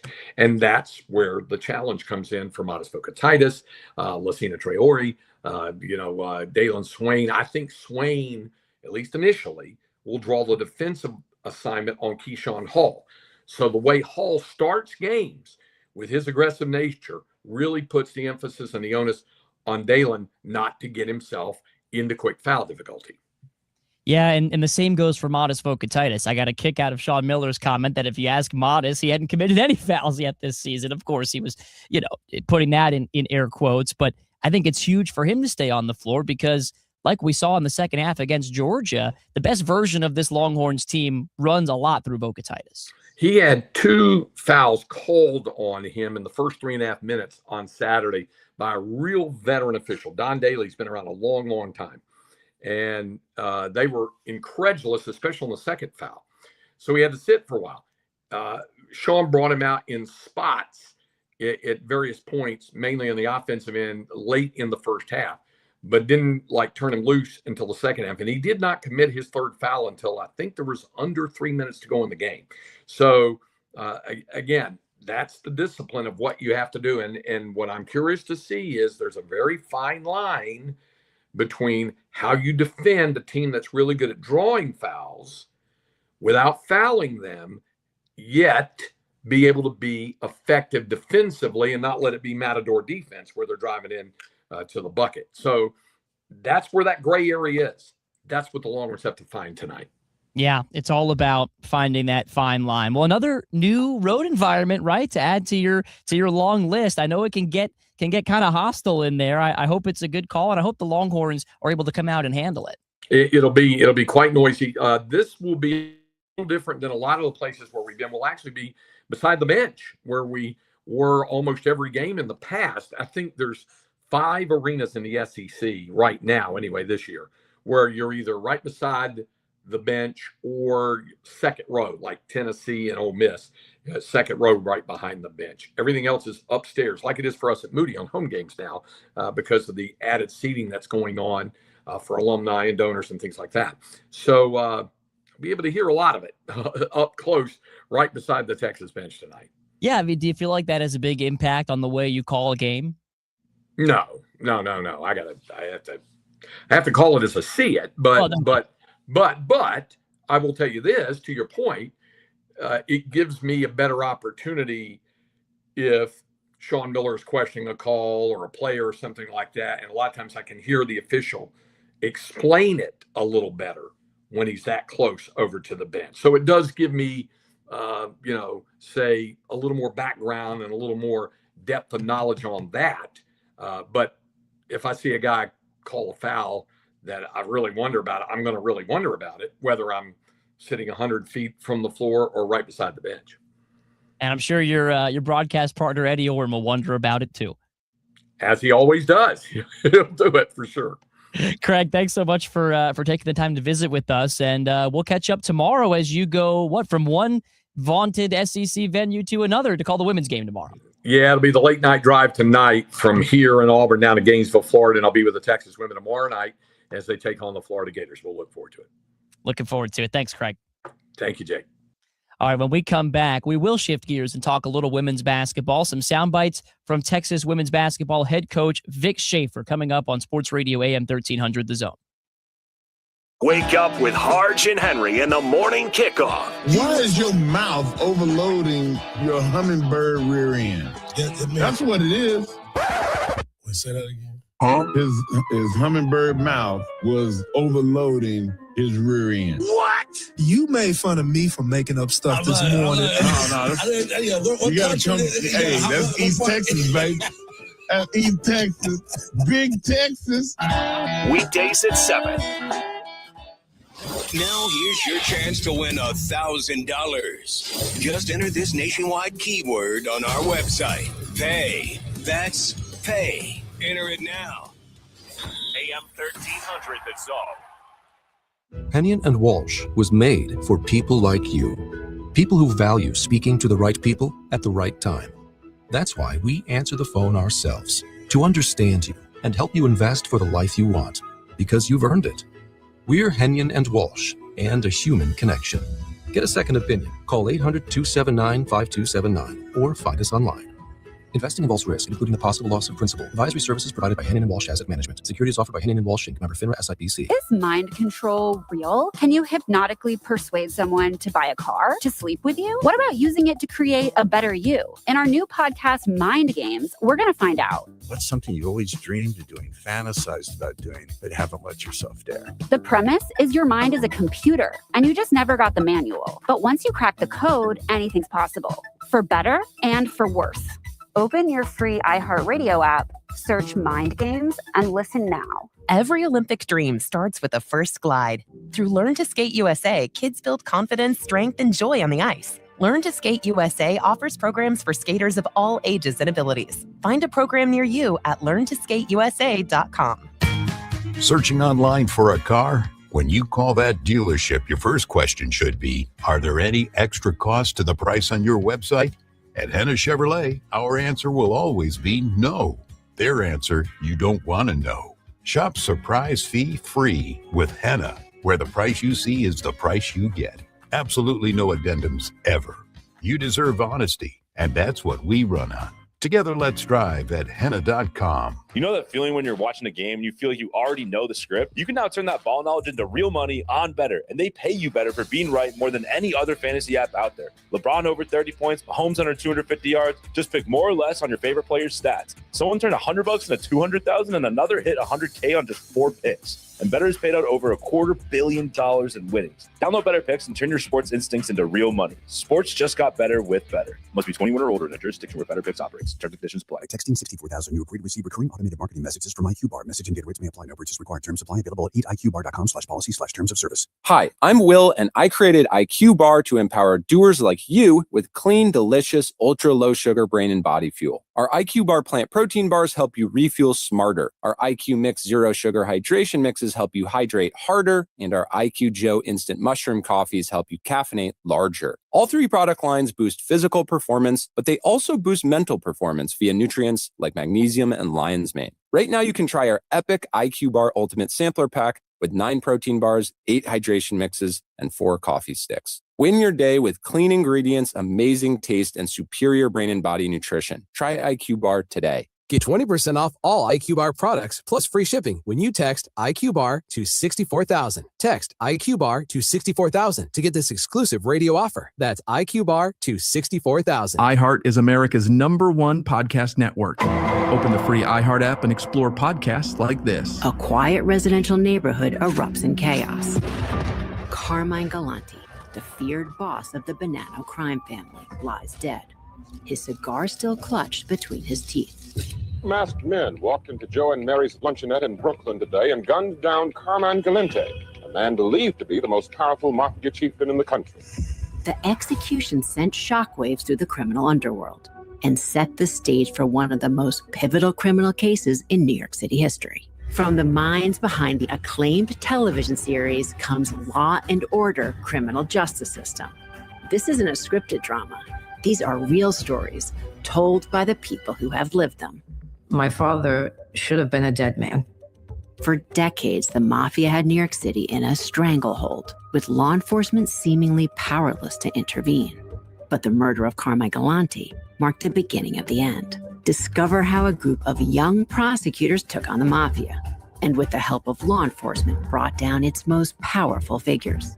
I'm Anasika Nicolazzi, and from Wolf Entertainment and iHeart Podcasts, this is Law and Order: Criminal Justice System. Listen on America's #1 podcast network, iHeart. Open your free iHeart app and listen now. Coach Sark here. 1300 The Zone is your flagship home for the Texas Longhorns.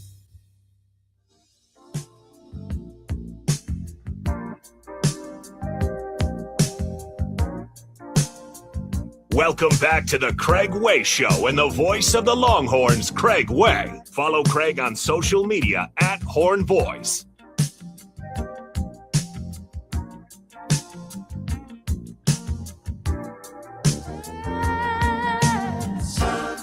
There's a new sun rising.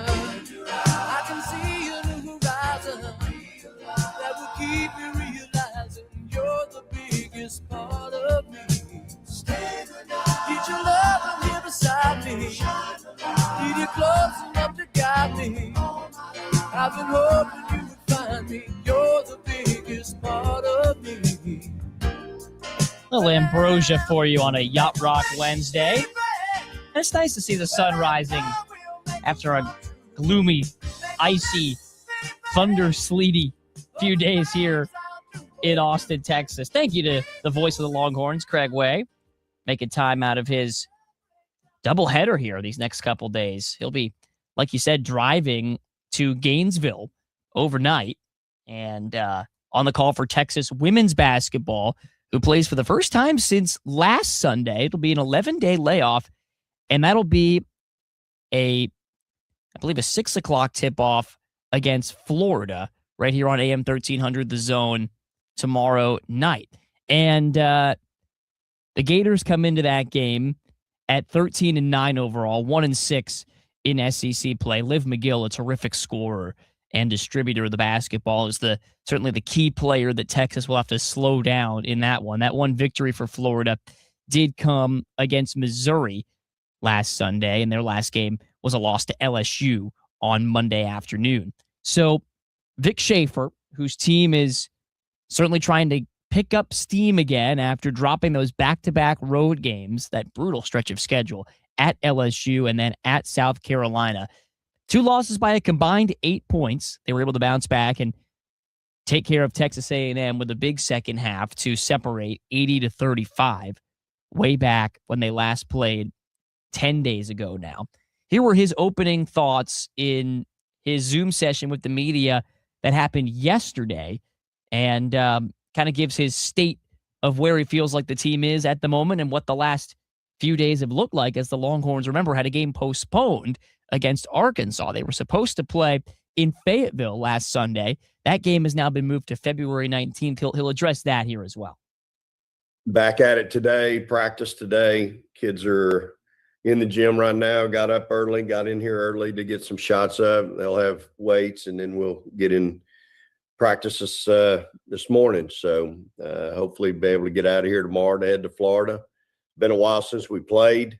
And so I'm anxious to get them on the road and get them down there to play. Obviously, having to play a really good Florida team, very talented, explosive offensively, one of the best players in the country in Liv McGill, great players around her. I think they have 3 McDonald's All-Americans on their team. So they're a really good team. 3 kids averaging double figures. They're scoring almost 70 points a game in conference. They've been in every game they've been in the league for the most part.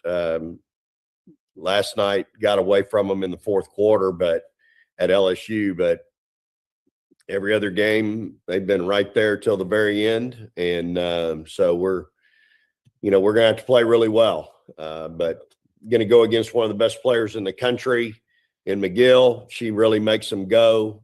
Kid is really got an incredible motor. Offensively, she is really hard to deal with, and really smart, heady kid.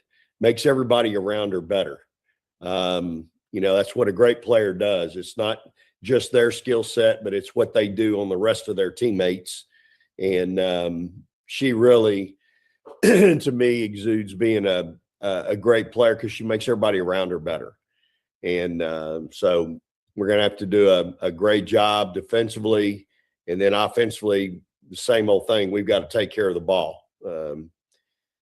Turnovers, rebounding, and the toughness plays, the 50-50 balls.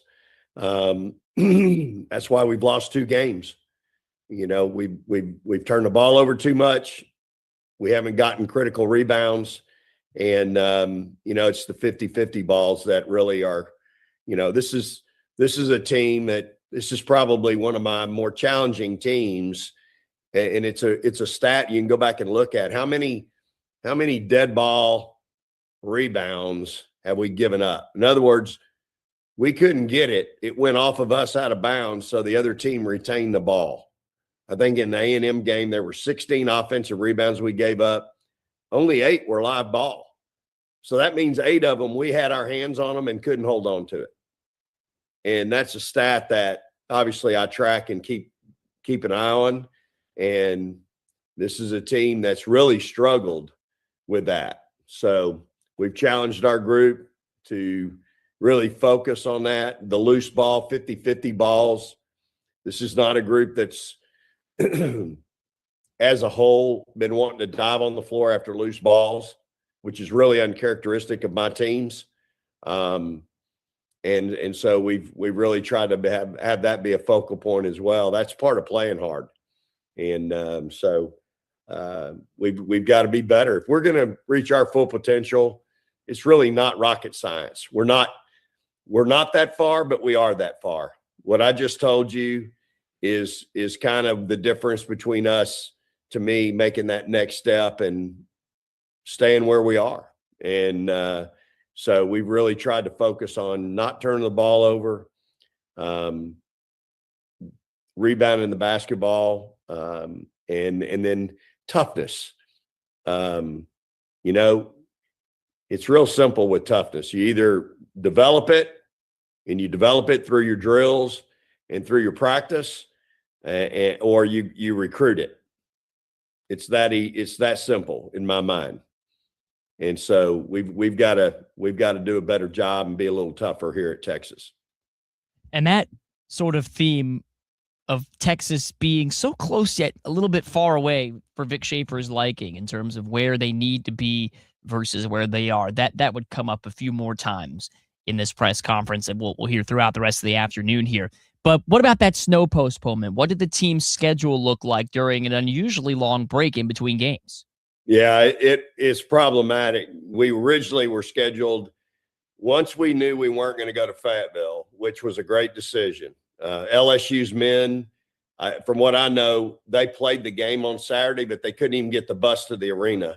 And then they were stuck there Saturday night. I don't know if they got home yesterday. I know Tennessee's men were stuck in Alabama, from what I heard this morning, after they played Saturday in Alabama. The safety of our kids is always going to be our top priority here at the University of Texas. So once we made that decision that we weren't going to be able to get there and get back, I gave them Saturday off, thinking Sunday we would scrimmage our men's practice team, take Monday off like we normally do, and be on a regular schedule. But Sunday came and we couldn't get around town. I wasn't going to make them get out on these roads. I was in constant contact with UT police. I talked to an officer twice during the day on Sunday just to get an idea of what the roads were like. I got out on Sunday afternoon and drove a little bit, but it was extremely hazardous, and I'm in a truck with four-wheel drive. So we couldn't practice Sunday. So they had Saturday and Sunday off. We came back yesterday and had a good workout. It's our long day anyway with film. And so we had a good workout, and today we'll lift. We've got more film, and then we'll practice. So yeah, it's problematic. We took Monday, Tuesday off last week because that was our bye week. We practiced Wednesday. Thursday was kind of a light day. We did a lot of shooting. We went through some defensive stuff for Arkansas, and then I gave them the rest of the day. Then Friday we came back and worked out pretty well and pretty good. But then at the end of practice, I told them we're not going to Arkansas. And so we gave them Saturday off. So it's been a different schedule for sure. But, it's outside my control. It's outside their control. We've got to adjust. So I'm anxious to get them today and see them and see what our focus level's like. I mean, this team's got a chance, man. They're this close, and yet they're this far. I mean, this is the difference, y'all. This is the difference in our two losses. They're both one possession games, but 22 turnovers and I think 19. You can't win on the road against quality opponents doing that. And so we've got to clean that up. And we shouldn't have these issues with with some of the kids that we have, with some of the veterans that we have, but even our young kids are good players, like they know. And so we've got to be better. And I've got to coach better and teach better. At the end of the day, it all falls on my shoulders. And so we've got to be better. But yeah, that's been our schedule lately. As is sometimes the case in these Vic Schaefer conversations with the media. He's not shy about starting off with what he feels the most pressing thing on his mind is, even if that's not necessarily where the questions went. But here's a follow-up from a little later on about that sentiment, that Texas has a chance. Vic Schaefer feels as though this is a team with potential to reach even higher than Texas teams maybe have in past years. Is he haunted by the fact that this team isn't yet where it can be in terms of his potential? I do think, that's my challenge as the coach, is to try to get it out of them. Every team's different. Every team's unique. This one is certainly that. But we're fixing to run the gauntlet here, 10-game stretch. And so, again, knowing what I see every day, what I've seen from them so far this year, man, they've got a chance. They really do. They can have a really, really special year here. But I also have seen the ugly, right? The good, the bad, and the ugly. I've seen the ugly, and I've got to fix the ugly. And that's coaching, right? That's my job. I'll always be accountable for that. And so just imparting to them, getting them to understand, it's really that simple. If we turn 22 turnovers into 15 at South Carolina, I don't want 15, but if we turn them into 15, offensively, we've got a really good group. We can score in some different ways. Now, do we have some kids struggling a little bit right now? Absolutely. But we'll get them out of that. I don't worry about that. But the turnover piece, the 22 at South Carolina, the 19 at LSU, that's problematic. That's discipline. That's toughness. That's understanding, man, I got to take care of this ball. If I can just get it to Booker in this situation, or if I can get Bray or Kyle on a post up, that's going to give us a great chance to score. If I can get Rory in the lane on a mid-range, or Jordan Lee, who's as good as anybody I got or I've had in a long time at getting downhill and getting in the paint, we got a great chance to score. Versus, let me see if I can make a 50-50 pass here, or be lazy with the ball and let somebody reach across me and not protect it. Or maybe not being lazy, but we just don't get the call. Somebody reaches across us and just whacks us, and we don't get the call. That's part of the game. That's the rub of the game. But we've got to take better care of the ball and get a shot. And so I think that's the thing. There's so many things and variables here, what I'm talking about. And again, it's the rub of the game, whether you don't get the call or somebody just makes a play and pokes it out. Whatever it is, we got to be better. But that's how close. That's the difference in winning and losing. We'll get a little more from Vic Schaefer next hour, talking about some of those turnovers that have popped up for Texas against some of the good teams that beat them last couple of weeks, and get some more of his thoughts on the progress that this Longhorns team is still looking to make as they head towards another tough stretch of the schedule and try to maintain their grip on one of the top spots in the SEC. Up next, we'll give you the latest on this eligibility story for Alabama center Charles Bediako, some twists and turns there that you might be interested in, and we'll get to some tampering as well in the college football world.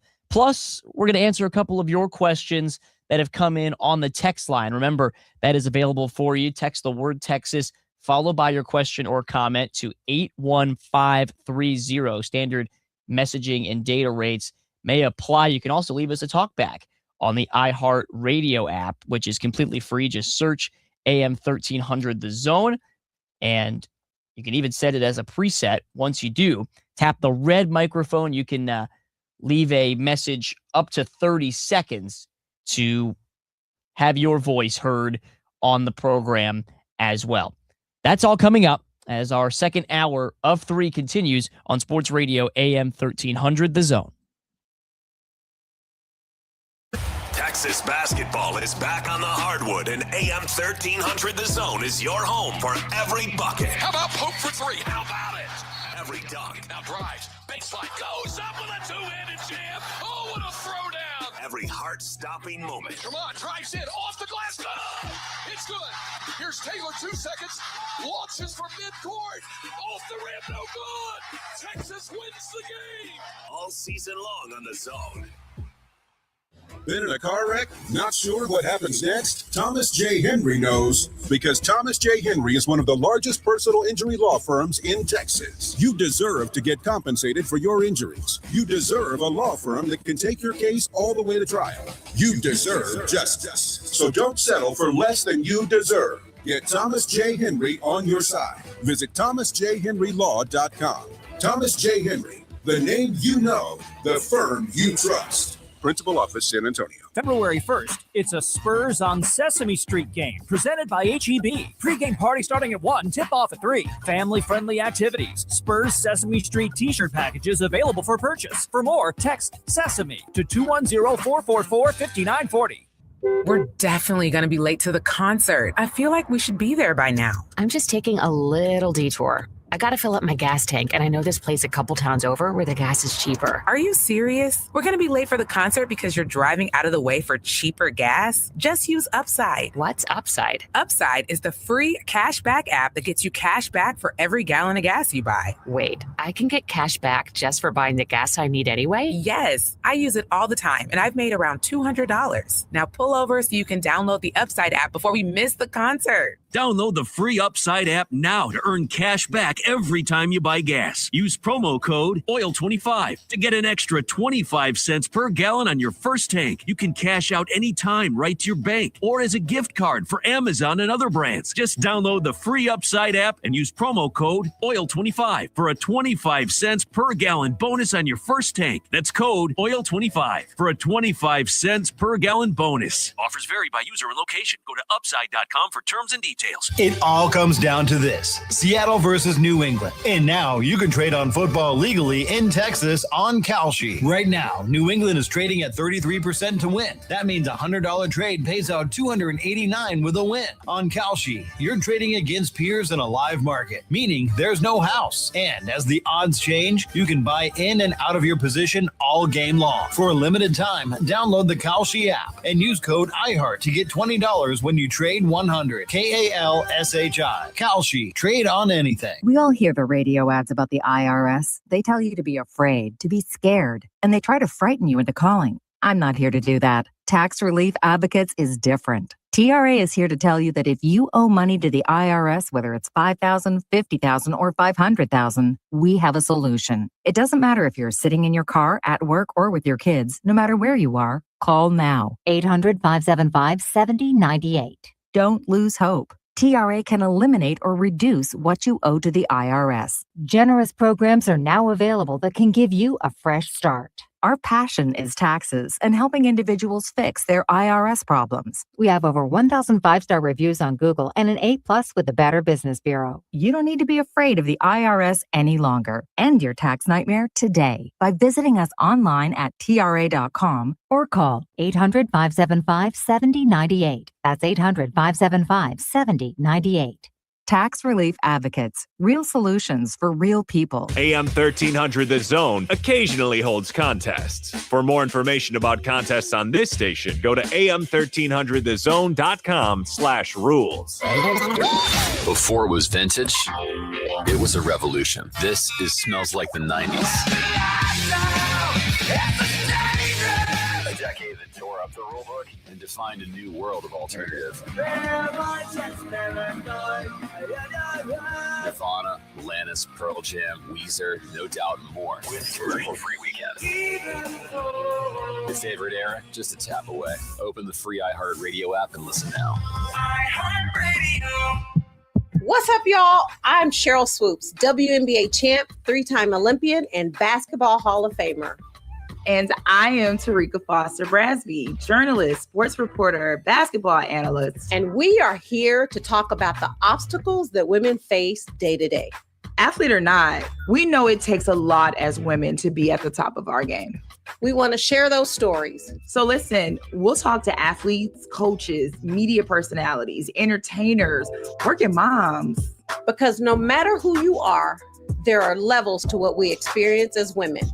And T and I have no problem going there. So if you want to hear real women having real conversations, then tune into our new podcast, Levels to This, with Cheryl Swoops and Tarika Foster Brasby, an iHeart Women's Sports production in partnership with Deep Blue Sports and Entertainment. Back to Craig Way, the voice of the Longhorns on 1300 The Zone. We're back. It's the Craig Way Show with Hall of Fame broadcaster and voice of the Texas Longhorns, Craig Way.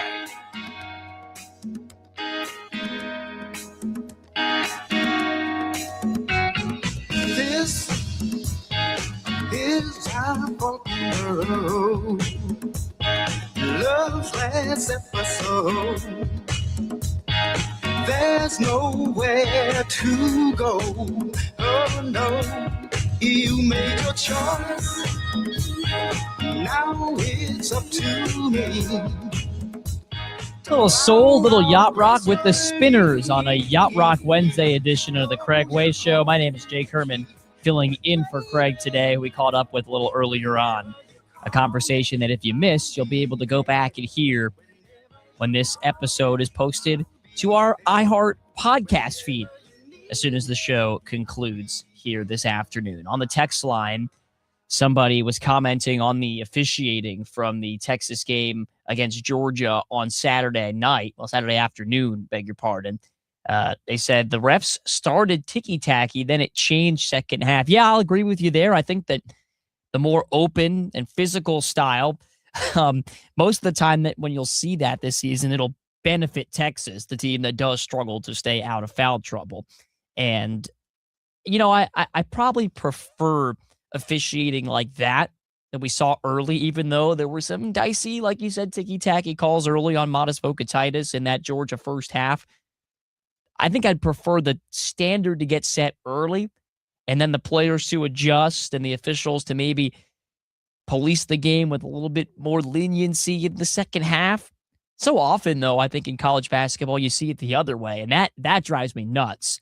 And we saw it in the Duke game to start the season, where a little bit in the NC State game in Maui as well, the officials will let a very physical first half unfold, then they make halftime adjustments, right?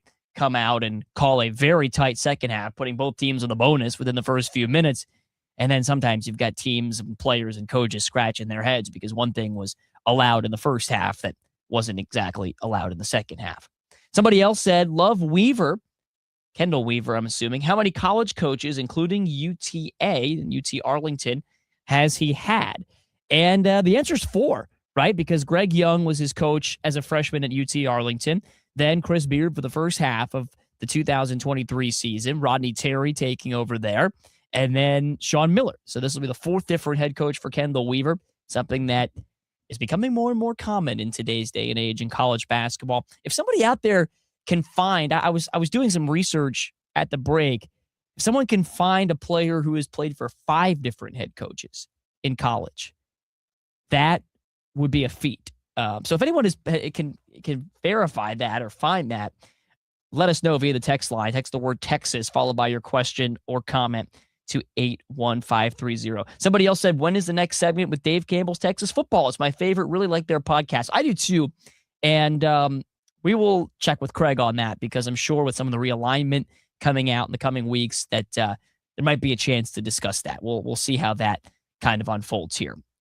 So as always, appreciate you joining the show via the text line. The story involving Charles Bediako, the G League player returning to Alabama, not the first former professional to return to the college ranks.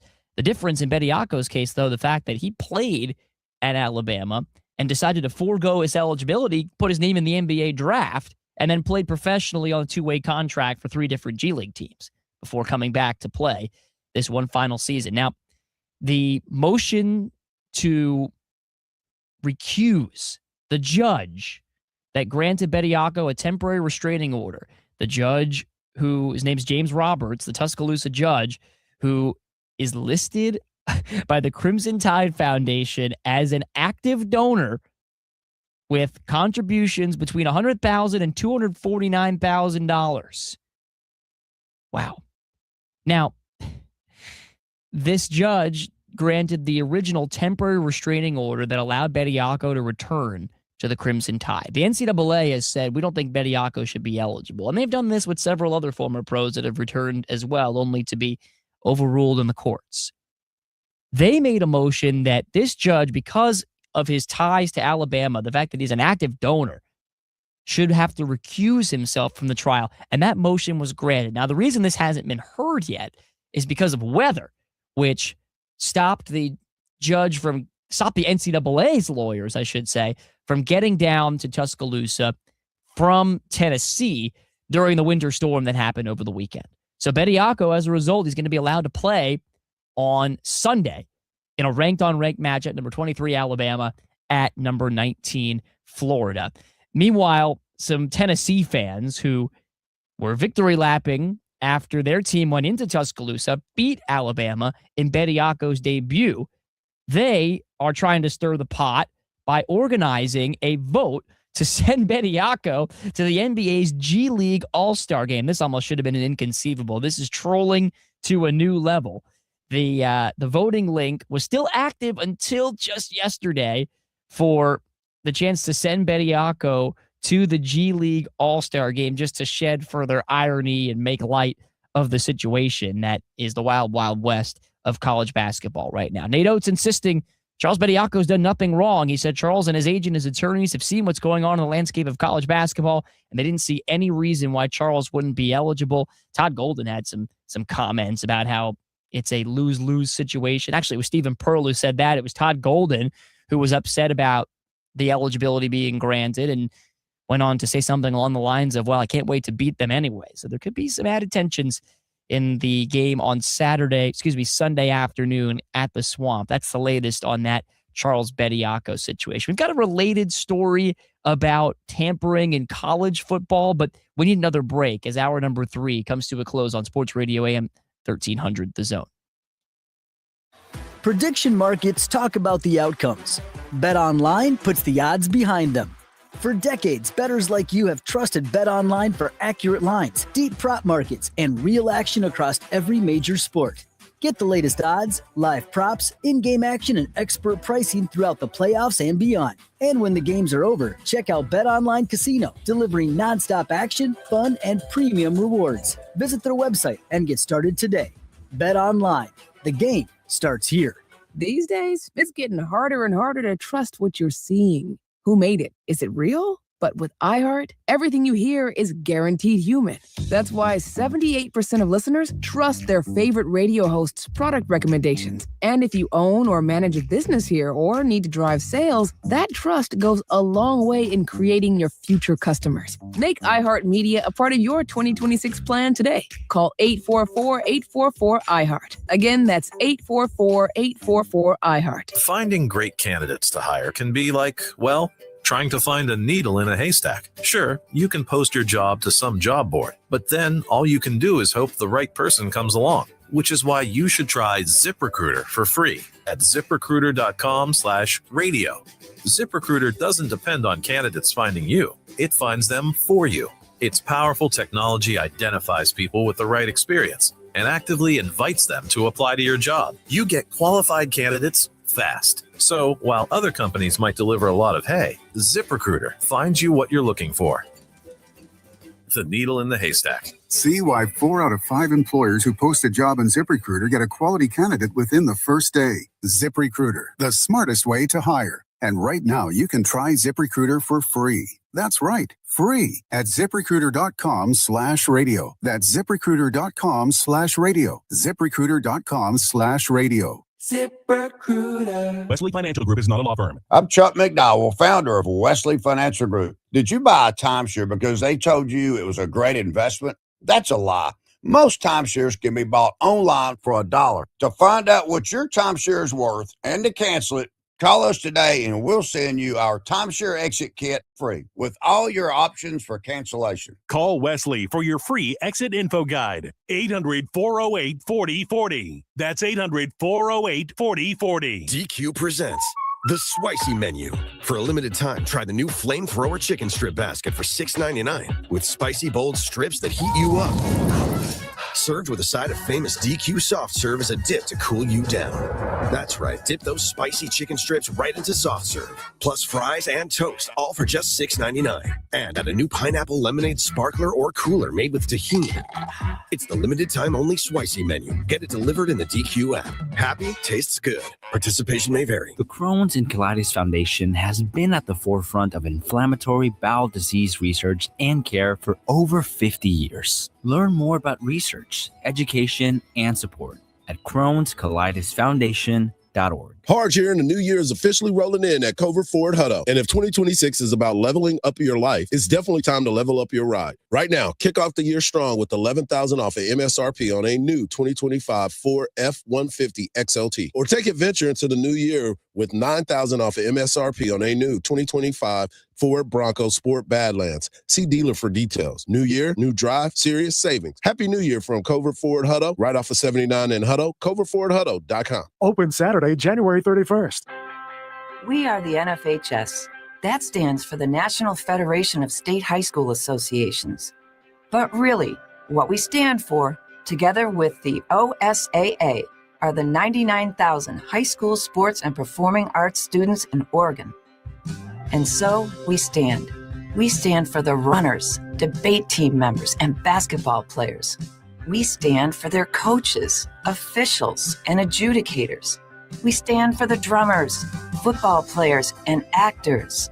We stand for the golfers, singers, and swimmers.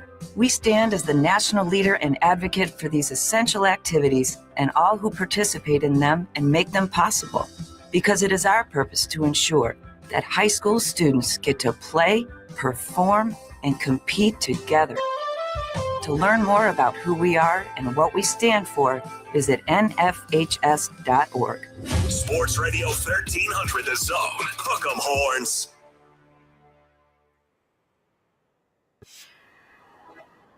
Okay, before we wrap up hour number 2, I want to get to this story from college football. Dabo Swinney, who came out Friday with some tampering allegations against Ole Miss head coach Pete Golding, now says the NCAA is involved, and they confirmed that to The Athletic. They did not provide specifics, but officials from the NCAA are investigating credible allegations of tampering, and they have been in contact with Dabo Swinney over this. Dabo says that Pete Golding directly tampered with now former Clemson linebacker Luke Farrelly, who transferred from Cal to Clemson, signed a rev share deal with the Tigers back in early January. He's moved to Clemson. He's enrolled in classes. And yet, on January 15th, the week after he enrolled, Farrelly told the Clemson GM that Pete Golding texted him during class, "I know you're signed. What's the buyout?" He also allegedly texted him a picture of $1 million contract and even asked Trinidad Chambliss to call him and convince him to enter the transfer portal. Again, this is all just according to Dabo Swinney. And then on January 16th, the final day of the portal window, Farrelly informed Clemson coaches and personnel staff he was leaving for Ole Miss, despite reassuring Clemson coaches he had no interest in parting ways with the Tigers. So, look, the NCAA sees cases like this all the time. The difference is the entire profile. Dabo Swinney's going on the record with it. The accusations come against another active sitting head coach. And he says that this should be a quick decision, that Ole Miss is either going to, be brought to justice on this, whatever that might mean, or he says Ole Miss is going to lie. The linebacker Farrelly and his father did not respond to multiple requests seeking comment. And Pete Thamel went on Pat McAfee's show this morning and said that these comments by Dabo, airing it out in public, are being widely applauded by the coaching community because maybe a lot of them feel as though this has happened to them. They want to put a stop to it. Interesting story out of the college football world, even though we are months and months away from football being played. Hour 3 next.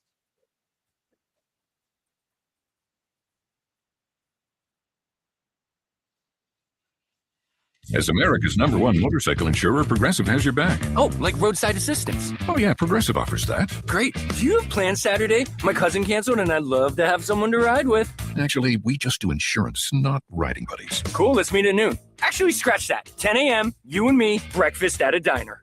To be clear, Progressive has your back for insurance only. So get a quote and see if you can save. Okay, so if you beat me there, get me the Lumberjack special. We can share. Progressive Casualty Insurance Company and affiliates. Roadside assistance may require comprehensive coverage. Welcome back to Winter Hack Radio, the place for clever hacks to survive the season. Icy driveway? Well, try spreading sand or birdseed to help with traction. Snowy puppy paws? Well, grab a whisk, brush it off, done. Catch COVID-19? Well, just get... Actually, there's no hack for COVID-19. But if you test positive, prescription medications for COVID exist. Ask your doctor if they're right for you. Visit PfizerForAll.com to learn more. Sponsored by Pfizer.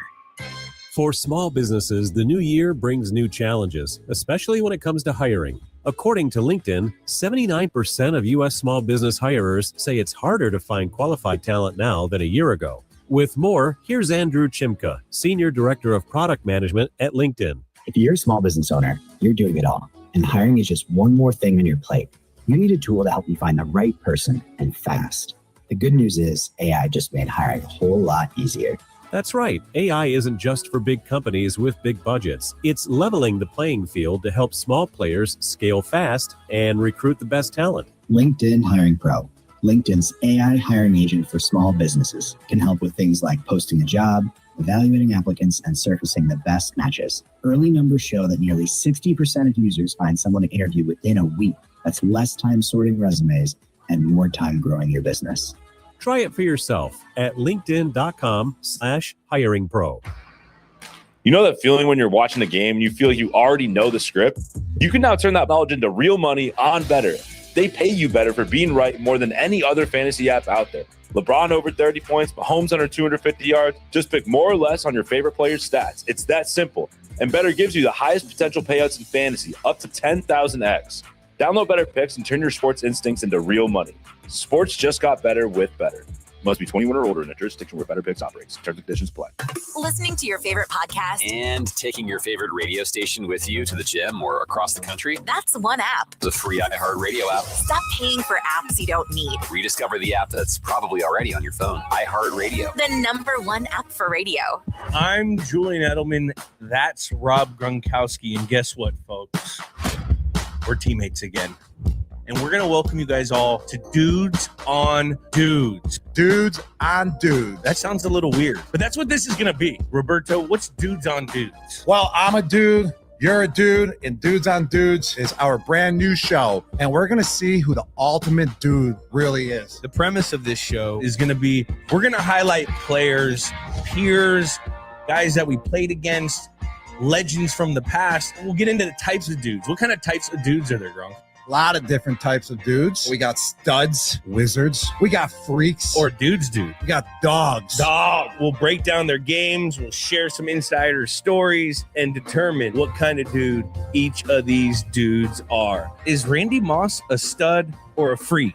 Is Tom Brady a dog or a dude's dude? We're going to find out, Jules. New episodes drop every Thursday during the NFL season. Subscribe on YouTube. Follow us on Instagram, TikTok, Snapchat, and X. Go to Apple Podcasts and write a review about dudes that you want us to do.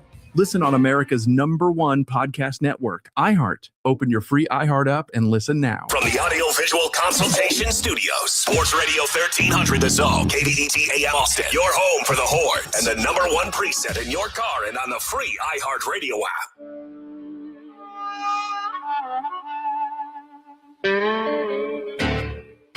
It's the Craig Way Show with the voice of the Texas Longhorns and Hall of Fame broadcaster, Craig Way.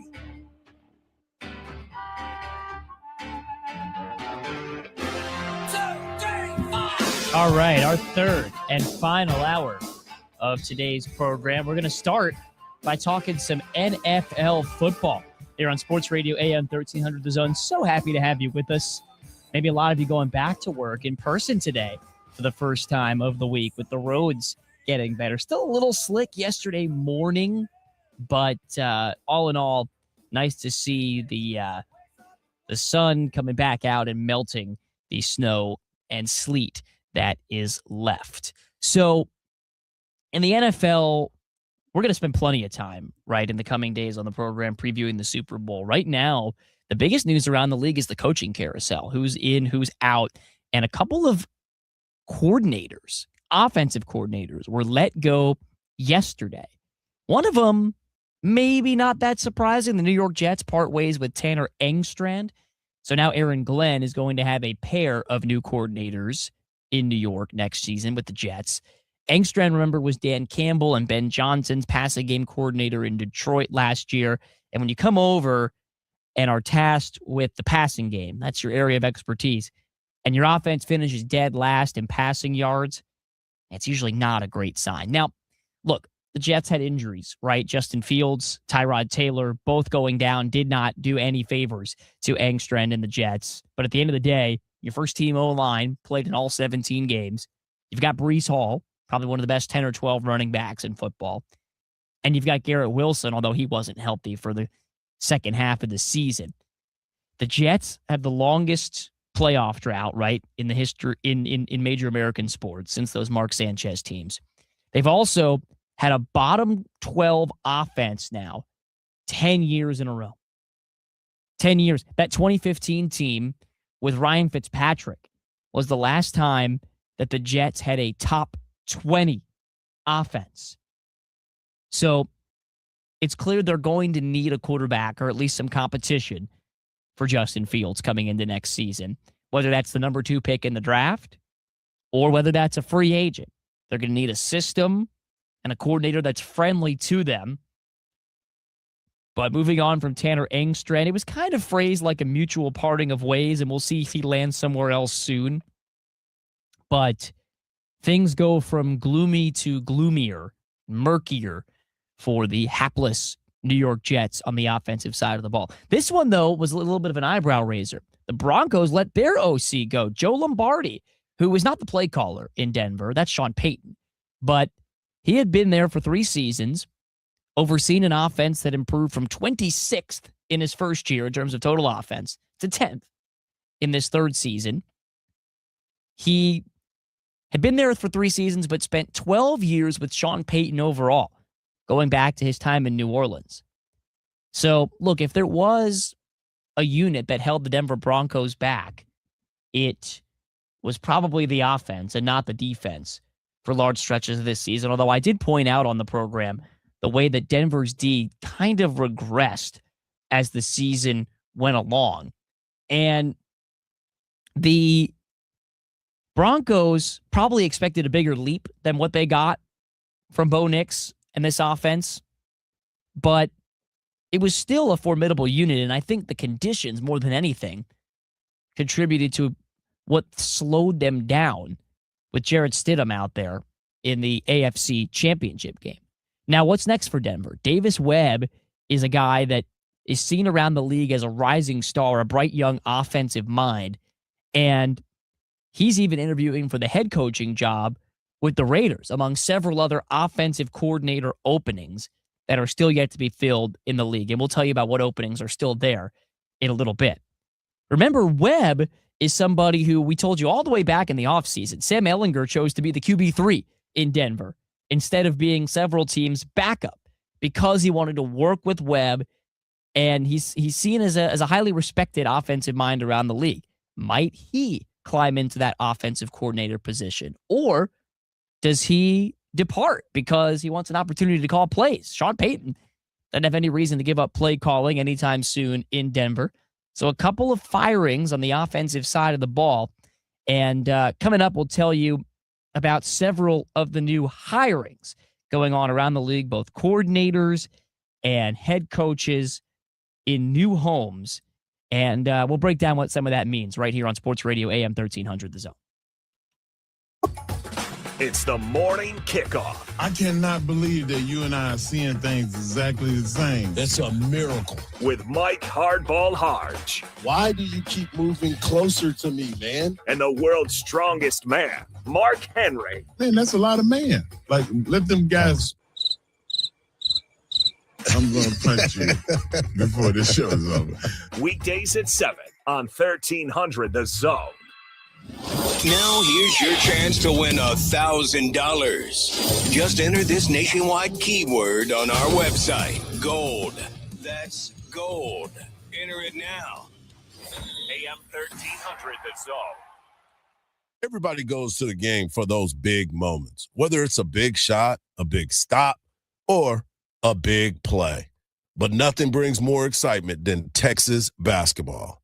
And of course, Bud Light brings the refreshment. Because when the horns deliver, Bud Light delivers too.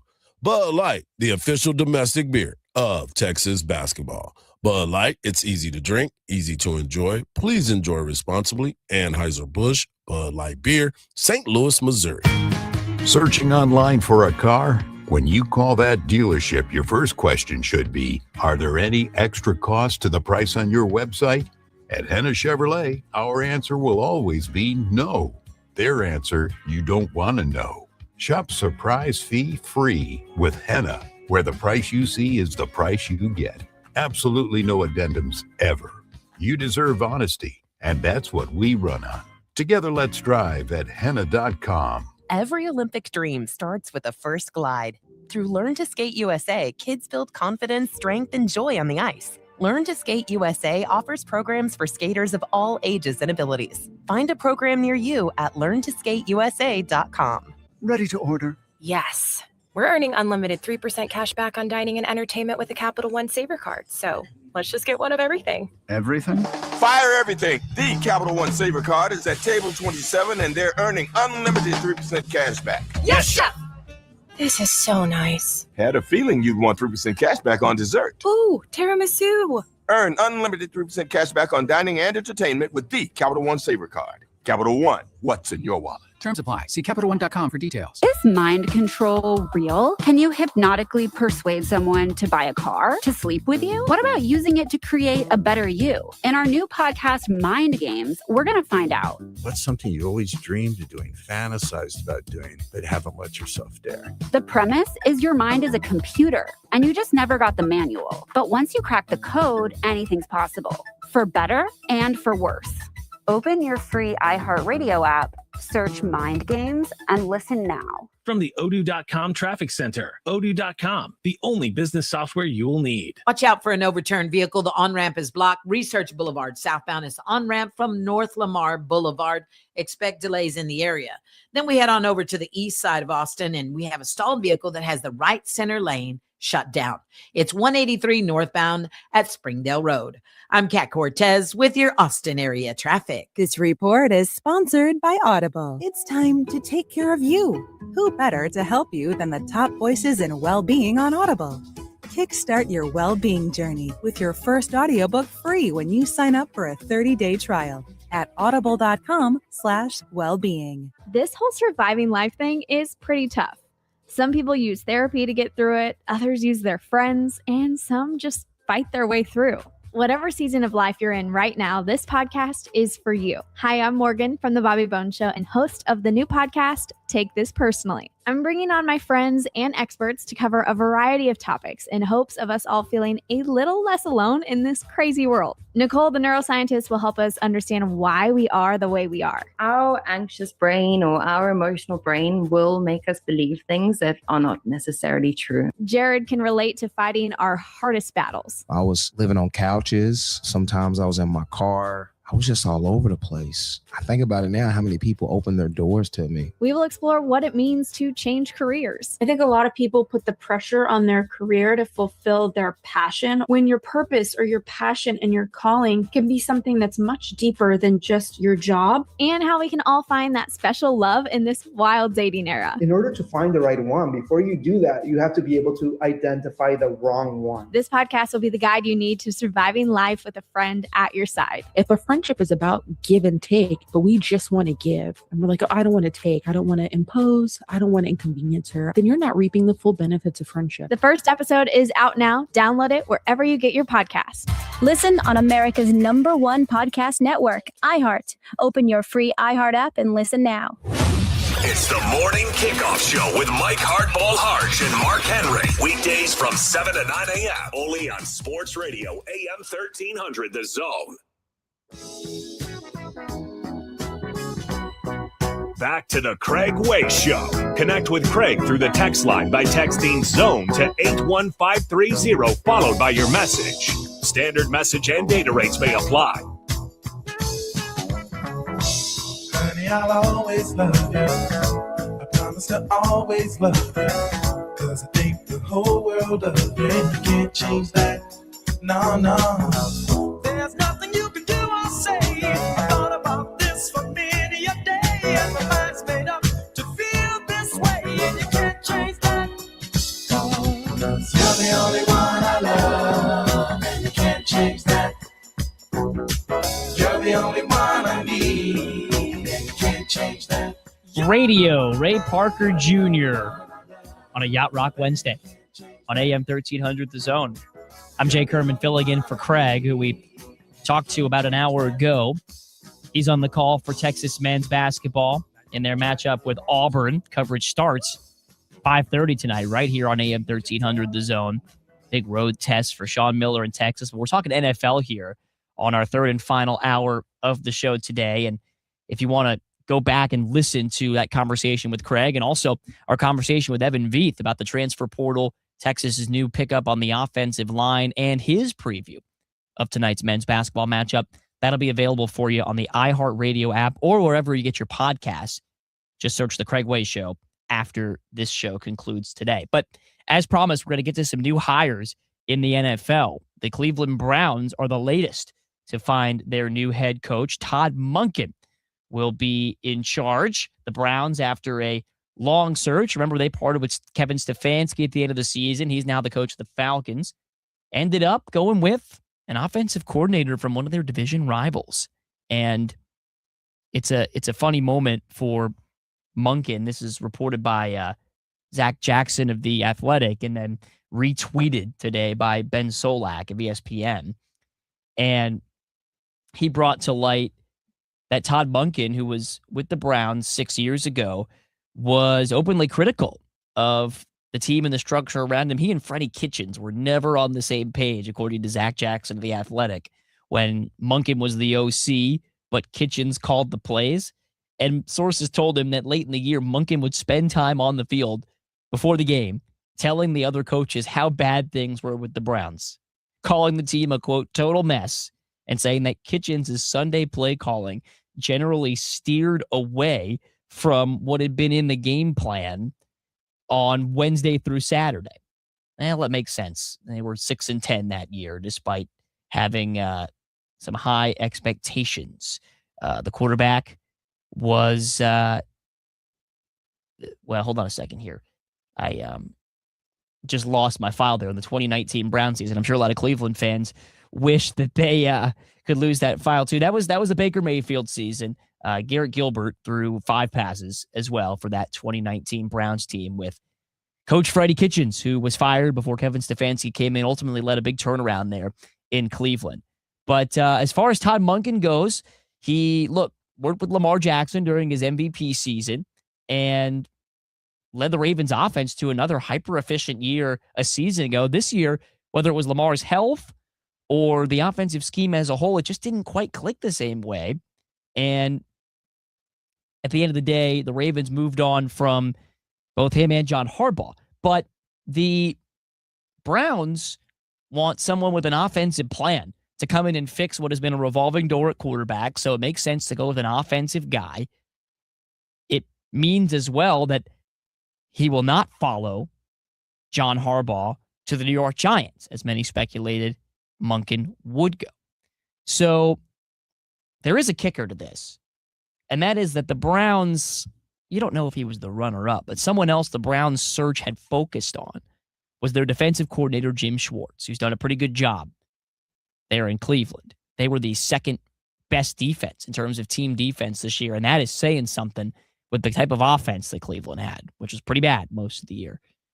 And Cleveland, instead of promoting Jim Schwartz, goes ahead and makes this Todd Monken hire. So what comes next? Do the Browns lose Jim Schwartz? You have to be ready for that possibility if you pass him over. And you also have to be ready for the locker room, particularly some guys on that defense who might have had Jim Schwartz's back and thought he could be the head coach. And if you're Todd Monken, you're kind of aware of that in the back of your mind if he stays, right? You want to come in and lead. So big question is whether or not Schwartz, who the Browns want to retain, but we'll see if they actually can retain him after making the Todd Monken hire. The Buffalo Bills went with Joe Brady, promoted after 2.5 seasons as the offensive coordinator. And he is now the head coach in place of Sean McDermott. So Brady, who has really been a hot name on coaching boards for a while, only 36 years old, seen as another one of those bright young offensive mind. Remember, he worked with Sean Payton in New Orleans, and then he went to LSU, where he was the architect of that 2019 passing attack that shattered all sorts of records with Joe Burrow, Justin Jefferson, Jamar Chase. The Bills' running game got better the second that he arrived. He's done a really good job there in Buffalo. So now the question is this: what does Joe Brady do with his staff? Because if you bring back Joe Brady and then retain the entire staff, and some of this has to do with the GM, Brandon Beane, and his decision-making on this. But if you get rid of McDermott and McDermott alone, are you saying that he was the only thing keeping you from the Super Bowl? Because I don't buy that. So interesting to see what these next few weeks look like for Joe Brady, who will keep calling plays as the head coach in Buffalo. Ian Rappaport's reporting, by the way, the Broncos really wanted Joe Brady at OC, as did the Ravens. Not a surprise there. And if you're Buffalo, you're hoping this works out the way that Brian Schottenheimer worked for the Cowboys offense this year, right? Promoting your play caller, your bright offensive mind from within. Of course, the Bills hope their defense doesn't fall off quite as much as Dallas's did this year. That's hardly on Brian Schottenheimer. It's been more of a long-term pattern for Dallas. But the Bills' defense took a little bit of a step back this year. How do they shore that up? Is a new defensive coordinator potentially on the cards? We'll see in Buffalo. Another new hire who introduced himself to the Steeler faithful yesterday, their fourth head coach since 1969, Mike McCarthy. So the Pittsburgh native who grew up rooting for the Steelers, has been an offensive coach his entire career, winning a Super Bowl with the Packers, spent 5 unsuccessful seasons with the Cowboys, but he is experienced. 18 total years as a head coach, and he's had winning records in 13 of those seasons. Only 5 losing seasons and 18 tries. He went to the playoffs 9 times with the Packers. 8 of those seasons came with Aaron Rodgers. And the instant dots you can connect when you hear this hire is, okay, the Steelers are trying to make a push to bring Aaron Rodgers back. And Rodgers hasn't necessarily ruled it out. He's got a strong relationship with Mike McCarthy. And might Rodgers' return be back in play for Pittsburgh in 2026? Either way, right, they'll need to develop or acquire a different quarterback at some point. There's not a long-term solution at QB for the Steelers, who have had a first-round playoff kind of ceiling that led to this kind of parting of ways with Mike Tomlin that we saw this offseason from Pittsburgh. But Mike McCarthy has a new home. Okay, down ballot a little bit to the coordinators. Robert Saleh, who's the new Titans head coach, we talked about that earlier in the week. He scored a big get at OC. Brian Daboll is going to work with Cam Ward, join the Tennessee Titans, and this deal was finalized as soon as Joe Brady went to Buffalo. So, obviously, the Titans probably wanted Brady, but knew that was probably unrealistic if the Bills wanted to keep him. So, after that, this deal was made final, and after Daboll didn't get the Bills' job, he pivoted, took the Titans' OC position. So, feels like a pretty good pairing between Robert Saleh, who gets his second chance now at being an NFL head coach, right? A guy who has head coaching experience, fired by the Jets, probably deserving of a second chance, given the way he reinvigorated the 49ers defense this year. Not only that, the Titans have a high draft pick. They have $100 million in cap space. That's the most projected in the league this offseason. So, if you're a Titans fan, you're probably excited today about Brian Daboll being paired with Robert Saleh. Remember in New York, Nathaniel Hackett came in as the offensive coordinator because he was Aaron Rodgers' guy. And Aaron Rodgers went out towards Achilles. And Nathaniel Hackett did not do a great job after Rodgers went down. So now you get a little bit of a do-over if you're Robert Saleh, and you get a proven quarterback developer in Brian Daboll. Did it this year with Jackson Dart. Did it to some extent with Daniel Jones, even though the results are maybe a little bit delayed. And he really only took off in Shane Steichen's system. Still played well enough to be an NFL starting quarterback with Brian Daboll at the helm. And then, of course, you have Daboll's role in developing Josh Allen. And then you go back to his college days when he developed Tua Tagovailoa in Alabama. Worked with Mac Jones. So, all in all, the Titans, I give them an A for that hire. Brian Daboll joining them as the offensive coordinator. They just don't have a ton to work with right now in terms of talent. And we've seen it. We've seen it with Washington last year. Just because you've got a high number of cap space doesn't mean you're going to spend it the right way any given offseason. A couple of sound bites now from some other coaching news. The Dolphins have found a defensive coordinator. The Dolphins hired Jeff Hafley. The Packers had a DC opening because of that. Jonathan Gannon, the Cardinals head coach, is going to replace Jeff Hafley as the Packers DC. Meanwhile, Jeff Hafley was asked about his quarterback situation today, and he gave a very kind of political answer, non-answer, but I thought you'd be interested in hearing this because it concerns the NFL future potentially of Longhorn Quinn Ewers. Obviously, I think, and it was great in the press conference. You'd appreciate it. Every time they asked me, I said, yep, that's for Sully. I'm not answering that. Someone else. The GM's got to call it, not me. Yes. That's Sully's call, not mine. I'm just coaching the players here. But in all fairness, I'll be part of that, right? And we'll have conversations. And whether it's somebody that's here, whether we have competition with the players here, we bring someone else in and they're allowed to compete, whether that's in free agency or whether that's in the draft. I mean, let's be honest. There will be conversation. There has to be a plan because this league runs through that position. So can I sit here right now and tell you what the plan is? No. Have we had conversations? Yeah. I'd be totally giving you a bunch of BS and lying to you if I told you that I had no plan. Can I sit here and tell you what that plan is? No, I can't tell you. And you already know the answer to that. You're just doing your job and asking me the question. So that's the best I can give you right now. And that person asking the questions was Peter Schrager of ESPN. And Dolphins keeping their plans close to the vest at quarterback. We told you a couple weeks ago, if you follow this program, the cap hit that Tua Tagovailoa is imposing on the Dolphins and the unprecedented kind of weight that carries.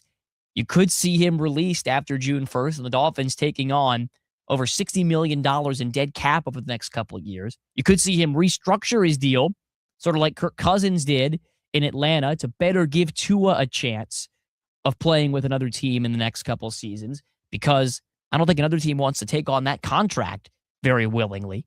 So the Dolphins quarterback room still up in the air as Jeff Hafley tries to kind of work through those challenges. And we'll see who they kind of bring in as an offensive coordinator to pair with Hafley, who has a defensive background at working with that Green Bay Packers defense. So, look, will they go with a fresh start and go completely off path for a quarterback? Possibly. Will they go with Tua Tagovailoa, Quinn Ewers, or Zach Wilson? That's a big focal point in terms of what the Dolphins' new GM and head coach pairing will look like. The new offensive coordinator, by the way, I forgot. That's Bobby Slowick, former Texans OC, is now in Miami. The Dolphins' former head coach is Mike McDaniel, and he was just introduced as the new offensive coordinator with the Chargers in LA. And here's his philosophy a little bit as he was discussing his similarities to Jim Harbaugh, what he hopes to learn from Jim Harbaugh, and what they kind of have in common in terms of a love for running the football. We might see a whole lot more Omari and Hampton next year for the Chargers based on this answer. Well, he likes to run the ball, and I am, by trade, I spent a good portion of my career, being in charge of the run game and being a run game coordinator. I think you're always playing to your skill sets and each each team that you're on has a different array of them. I think, some of our, my run game prowess in the past has been, finding different solutions for light boxes when you're adept to pass, to run the ball. That core foundational belief of, football is inside out, and prioritizing, the line of scrimmage play and being able to, win games when you have a lead with 9 minutes to go in the game, and you can keep the defense off the field. I think those types of things, that's where the like-minded football 101 core values of football kind of overlap. Definitely excited to see what Mike McDaniel can do with a quarterback like Justin Herbert and an offensive line like the one the Chargers have coming back next season. This is a terrific hire, I think, by Jim Harbaugh to reinvigorate the LA offense, which, didn't have the type of balance I think he wanted this year with Greg Roman, their OC, who still could land somewhere else. And we'll see where that ends up being. The Kansas City Chiefs are bringing back Eric Bieniemy, EB, who was with them for the front end of that dominant run they had of reaching with those 5 straight AFC championship games, and the run that they had that they hope can resume next season with Patrick Mahomes coming back now off a torn ACL. Here's a little bit from Eric Bieniemy on his offensive philosophy, if it sounds familiar. And this is a lot of what he said when he got to Washington as their offensive coordinator, and a couple of other stops since then that haven't quite worked out for Bieniemy. I think it's a good reunion potentially for both. Take a listen. Well, I'll say this. There's some things about me that have changed, but more than anything, EB is EB. We will still be disciplined in detail and everything and how we handle our business. There's a standard of performance. There's a standard of excellence that'll be expected. But on top of that, there's been a great deal of wealth that I've learned, through the good and through the bad. And the thing that I appreciate is just helped me to grow into this role and have this opportunity to be in this situation again. So that's the Chiefs' new offensive coordinator, a familiar face in Eric Bieniemy, and we'll see what that means for Matt Nagy, who was their OC this past season, and whether or not he gets another chance at an NFL coaching gig. The Eagles' offensive coordinator job is still open, which could be a couple of things. Number one, they could be waiting on their guy from potentially the Seattle Seahawks and Clint Kubiak, who will be in the mix for several head coaching jobs potentially after the Super Bowl. It could also mean this. The Eagles' OC job, maybe not as attractive an opening as it looks on the surface. Right? This team won the Super Bowl a couple years ago, took a major step back this year, fired Kevin Patullo, their offensive coordinator, as a result of that. And whether it's something about working with Nick Sirianni, whether it's working with Jalen Hurts, who despite the high peaks in being Super Bowl champions, and then obviously the runner-up in that very close Super Bowl they lost to the Chiefs, has had some valleys as well and has some limitations as far as the arm talent goes for Jalen Hurts.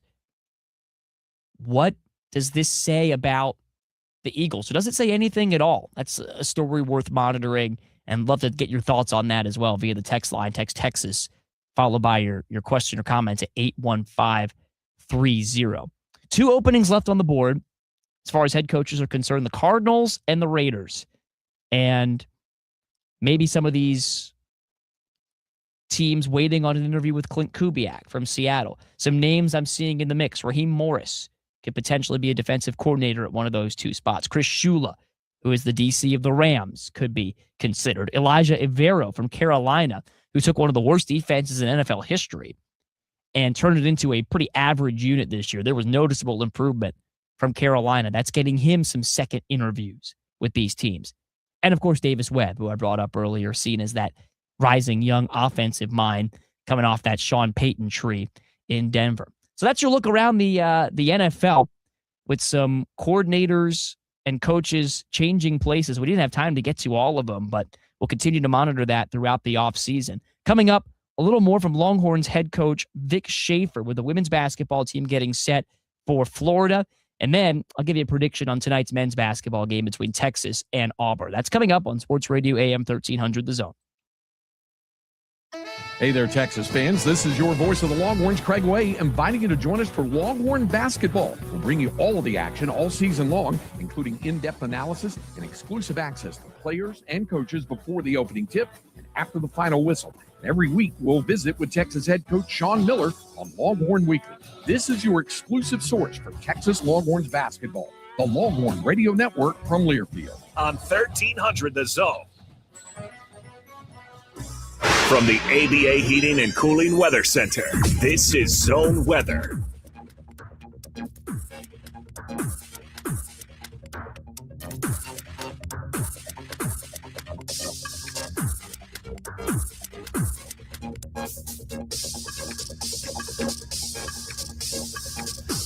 Austin area weather calling for mainly clear skies tonight. Some areas of patchy fog. We'll see a low of 32.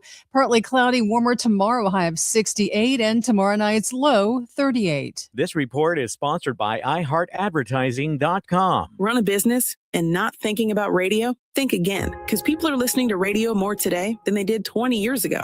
And only iHeartRadio connects with more Americans than TV, digital, even social. Learn how radio can help your business at iHeartAdvertising.com. You know that feeling when you're watching a game and you feel you already know the script? You can now turn that knowledge into real money on Better. They pay you better for being right more than any other fantasy app out there. LeBron over 30 points, Mahomes under 250 yards. Just pick more or less on your favorite player's stats. It's that simple. And Better gives you the highest potential payouts in fantasy, up to 10,000x. Download Better Picks and turn your sports instincts into real money. Sports just got better with Better. Must be 21 or older in a jurisdiction where Better Picks operates. Terms and conditions apply. DQ presents the Spicy Menu. For a limited time, try the new Flamethrower Chicken Strip Basket for $6.99 with spicy, bold strips that heat you up. Served with a side of famous DQ soft serve as a dip to cool you down. That's right, dip those spicy chicken strips right into soft serve. Plus fries and toast, all for just $6.99. And add a new pineapple lemonade sparkler or cooler made with tahini. It's the limited time only Spicy Menu. Get it delivered in the DQ app. Happy, tastes good. Participation may vary. And the winner of the iHeart Podcast Award is... You can decide who takes home the 2026 iHeart Podcast Awards Podcast of the Year by voting at iHeartPodcastAwards.com now through February 22nd. See all the nominees and place your vote at iHeartPodcastAwards.com. Audible is a proud sponsor of the Audible Audio Pioneer Award. Explore the best selection of audiobooks, podcasts, and originals all in one easy app. Audible. There's more to imagine when you listen. Sign up for a free trial at audible.com. Whether it's day or night, hot flashes due to menopause can be unpredictable. That's why there's Veoza, a prescription treatment proven to reduce the number and severity of hot flashes day and night that can start working in as early as 1 week. Based on clinical studies measuring efficacy at 4 and 12 weeks, individual results may vary. Talk to your healthcare provider about what this may mean for you. For moderate to severe vasomotor symptoms or hot flashes and night sweats due to menopause, Veoza can cause serious side effects, including liver problems. Your doctor will do blood tests before and during treatment. Stop Veoza and call your doctor if you have symptoms of liver problems, such as feeling more tired than usual, decreased appetite, nausea, vomiting, itching, yellowing of the eyes or skin, pale stool, dark urine, or stomach pain. Don't use Veoza if you have cirrhosis, severe kidney problems, kidney failure, or take CYP1A2 inhibitors. Ask your doctor about Veoza. To learn more, call 1-866-239-1637 or go to Veoza.com. That's VEOZAH.com. Everyone wants to know. So here it is. Melania is making a world premiere at the Trump Kennedy Center in Washington, D.C. The documentary about 20 days in the life of First Lady Melania Trump will screen to a crowd of conservative VIPs, including many members of the administration. Along with the film directors Brett Ratner, Wolf of Wall Street Jordan Belfort, former New York City Mayor Eric Adams, and Doctors Oz and Phil. The film opens at more than 1,500 theaters this weekend. Halle Berry is playing the President of the United States in a new film. The President is Missing, based on former President Bill Clinton and James Patterson's best-selling novel, is in development at Apple. Berry will play President Duncan, who is trying to stop a terrorist that threatens an attack so lethal it will turn the United States to the Dark Ages by escaping the confines of the White House. Berry will also serve as a producer under her production company, Halle Holly. Clinton and Patterson will also be producing. I'm Mark Mayfield. The first trailer for the second season of Daredevil Born Again is out now. It gives fans their first look at the return of Kristen Ritter's Jessica Jones. Daredevil Born Again Season 2 premieres on Disney Plus March 24th. Aerosmith said to release an expanded legendary edition of their 1973 self-titled debut album. The collection will feature a remaster of the original track list, plus a new 2024 mix by Steven Tyler and Joe Perry, along with a live performance of tracks from a concert in 1973 and rehearsal takes. The legendary edition of Aerosmith arrives March 20th. That's entertainment. I'm Jennifer Pulsoni. Sports Radio 1300 The Zone. The Longhorns live here.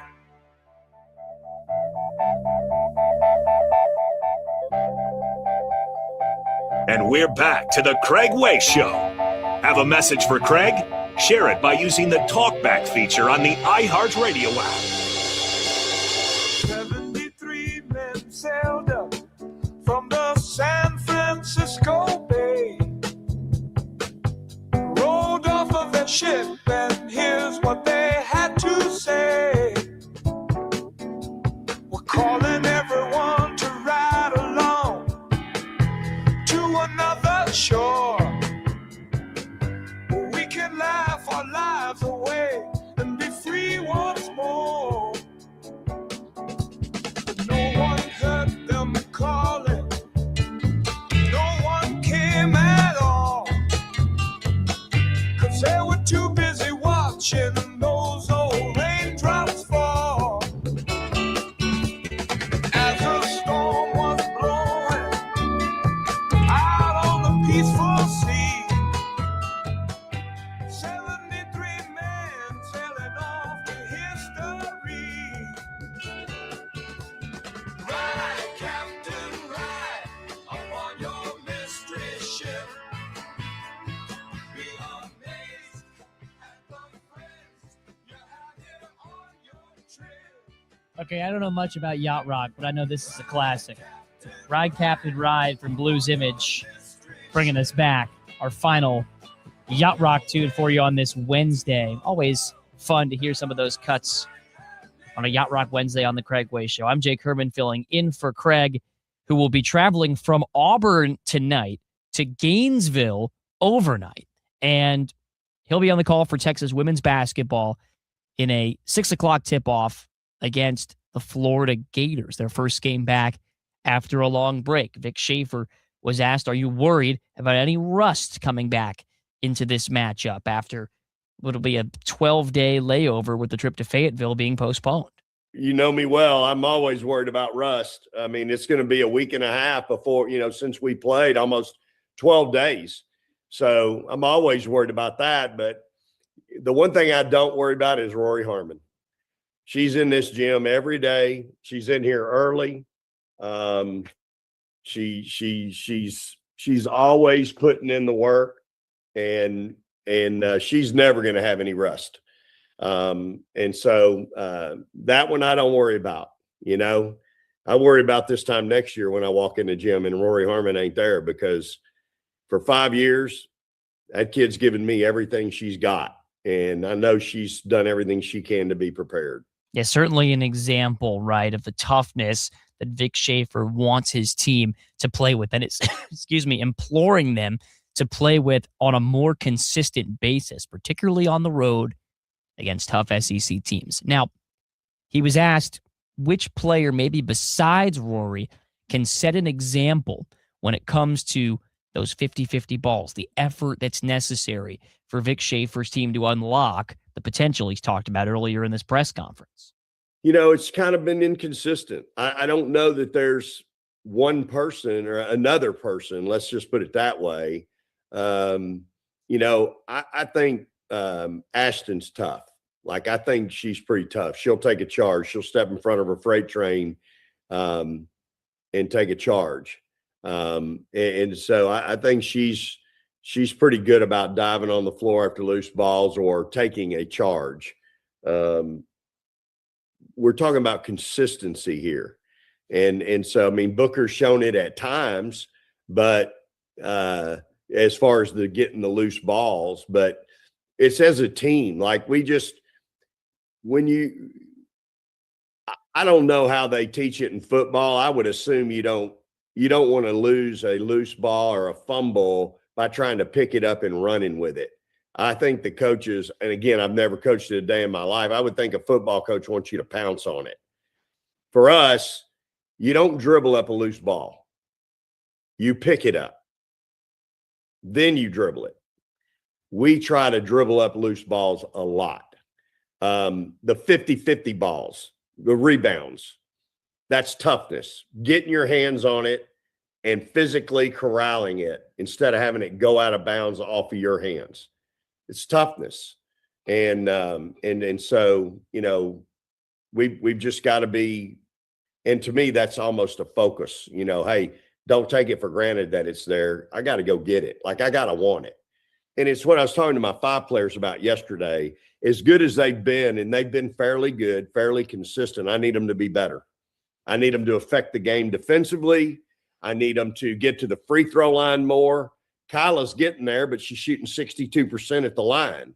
Brea has been to the line 3 times in 6 games in conference. That's unacceptable. That's a lack of toughness, going to contact, wanting contact, and finishing with contact. And so, again, those are little things that I notice, that I pick up on. Again, the turnovers start with Rory, Bree. They can't turn the ball over. If I can get them to not turn the ball over, then they can hold their teammates accountable. And so, it's just little things like that. Again, we're not that far, but we are that far. We're fixing to play a bunch of really good teams. If we continue to have these issues, it's going to be a struggle.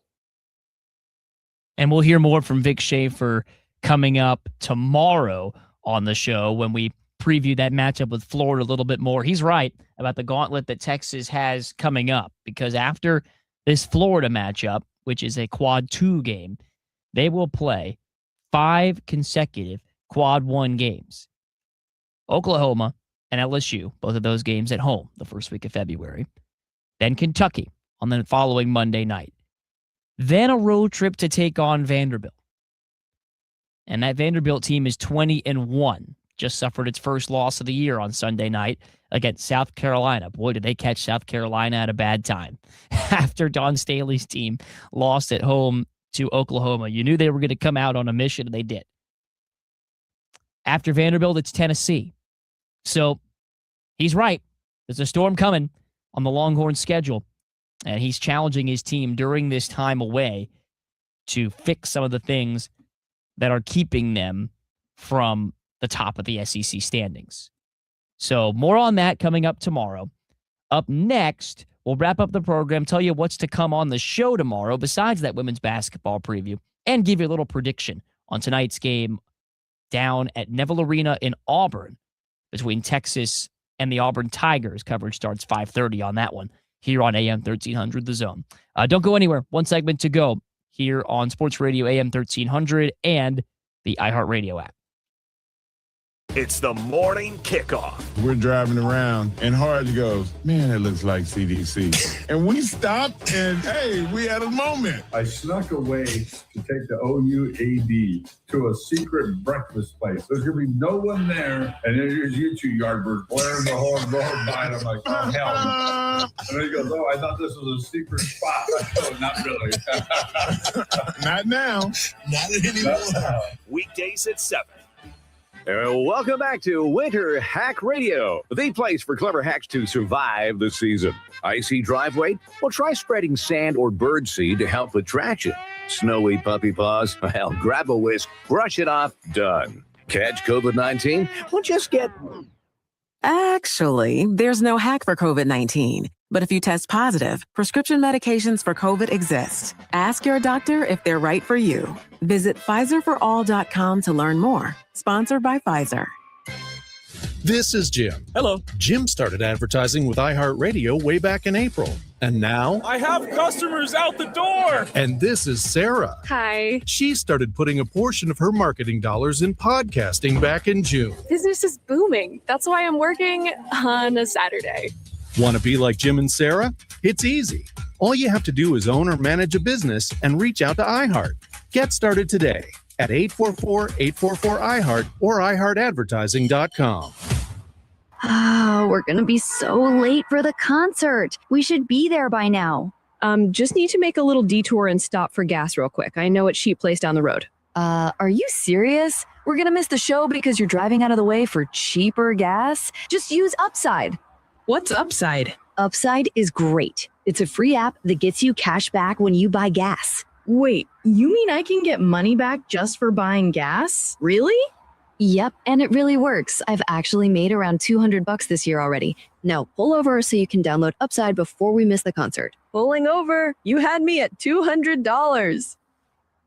Download the free Upside app now to earn cash back when you buy gas. Use promo code RING to get an extra 25 cents per gallon on your first fill-up. You can cash out anytime right to your bank or as a gift card.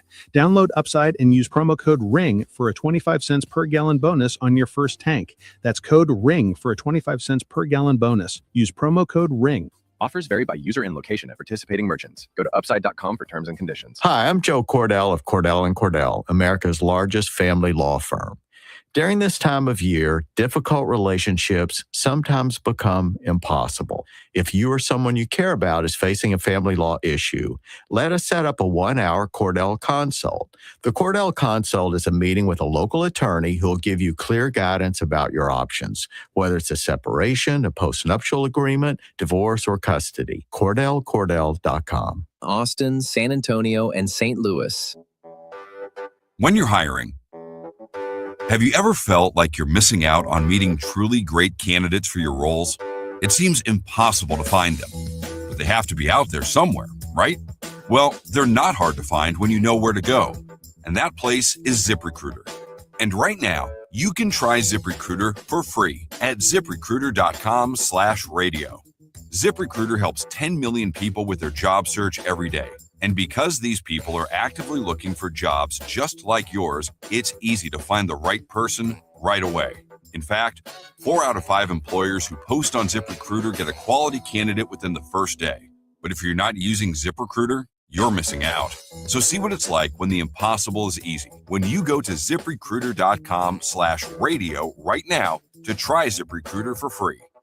Once again, that's ZipRecruiter.com/radio. ZipRecruiter.com/radio. Never miss out on great candidates with ZipRecruiter. That broad stretch of Arctic air continues to dominate much of the United States, keeping temperatures well below normal from the northern plains through the East Coast. This cold pattern remains firmly in place. Many regions will see a little relief through the end of the week, but in the Northeast now, lingering snow, pockets of freezing drizzle, creating hazardous travel conditions. Road crews still working to clear some secondary routes. Commuters expecting delays. The Midwest has the coldest wind chills of the season. In Minnesota, lows dropped to around 5 below zero, highs struggling to reach 10 degrees. Across the South, temperatures remain unusually low for late January. Conditions are dry, though, but frost and near freezing readings may impact some travel and agriculture. Meanwhile, the western U.S. is experiencing a quiet weather pattern. Skies are mostly clear from the Pacific coast to the Rockies with cool but stable conditions. For now, from the central to the eastern United States, the focus remains on cold temps, icy roads, and continued caution for anyone traveling. That's your national forecast. I'm Monica Nelson. Sports Radio 1300 The Zone, covering the 40 acres.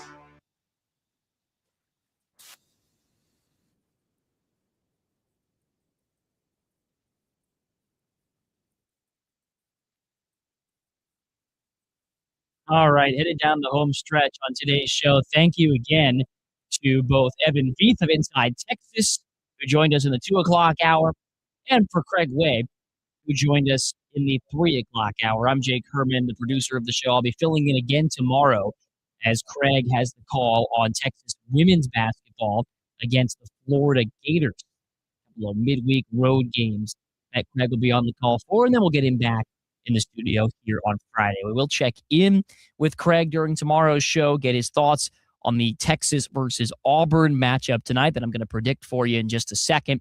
And we'll also get Craig's thoughts on the women's basketball game that will be coming up tomorrow. We'll hear more from Vic Schaefer on that as well. We'll talk to Carl Schoening tomorrow. He hosts the pre- and post-game shows for the San Antonio Spurs on their broadcast, get his thoughts on the season that San Antonio is having, their latest matchup with the Rockets, and some of the rumors surrounding Giannis Antetokounmpo, who has asked for a trade from the Milwaukee Bucks. We haven't talked a ton of NBA on this program, but we will tomorrow with Carl Schoening. Excited for that conversation, among other topics that we'll discuss on the show here tomorrow.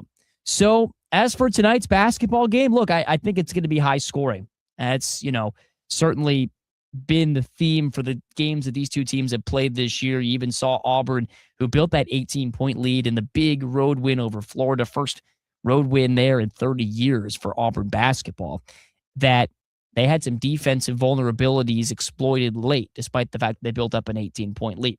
I can see both teams in this game scoring in the high 70s, low 80s. There's a few things that this will come down to. Number one, Texas has to keep Auburn off the free throw line. Sean Miller mentioned that the Longhorns are down in the bottom 25% of all Division I basketball teams in terms of foul rate. They have sent their opponents to the line at the 282nd best rate. Yikes. That is a lot of opponent free throws, and Auburn has been nailing free throws here as of late. They're shooting 82% from the line on their winning streak, which again spans 3 games. So the Tigers taking their SEC record from 1-3 to 4-3. They are just a couple tenths of a second against Texas A&M away from us talking about them potentially in a very different light. But when I look at the efficiency stats, right, for these two teams in conference play and overall, the gap is not as big as maybe the point spread. That's a 6.5 point favorite, by the way, for Auburn. And the standings gap in the crowded SEC might suggest. Texas is on the right trajectory. They had a couple of untimely mistakes in amongst a really bad shooting night at Rupp Arena against Kentucky. And they had some looks in that game for sure. They played a really bad 5 or 6 minutes to start the second half against Texas A&M at home, ultimately cost them that game. So it's just about finding the consistency, right? And I think in conference play, I'm encouraged by a few things.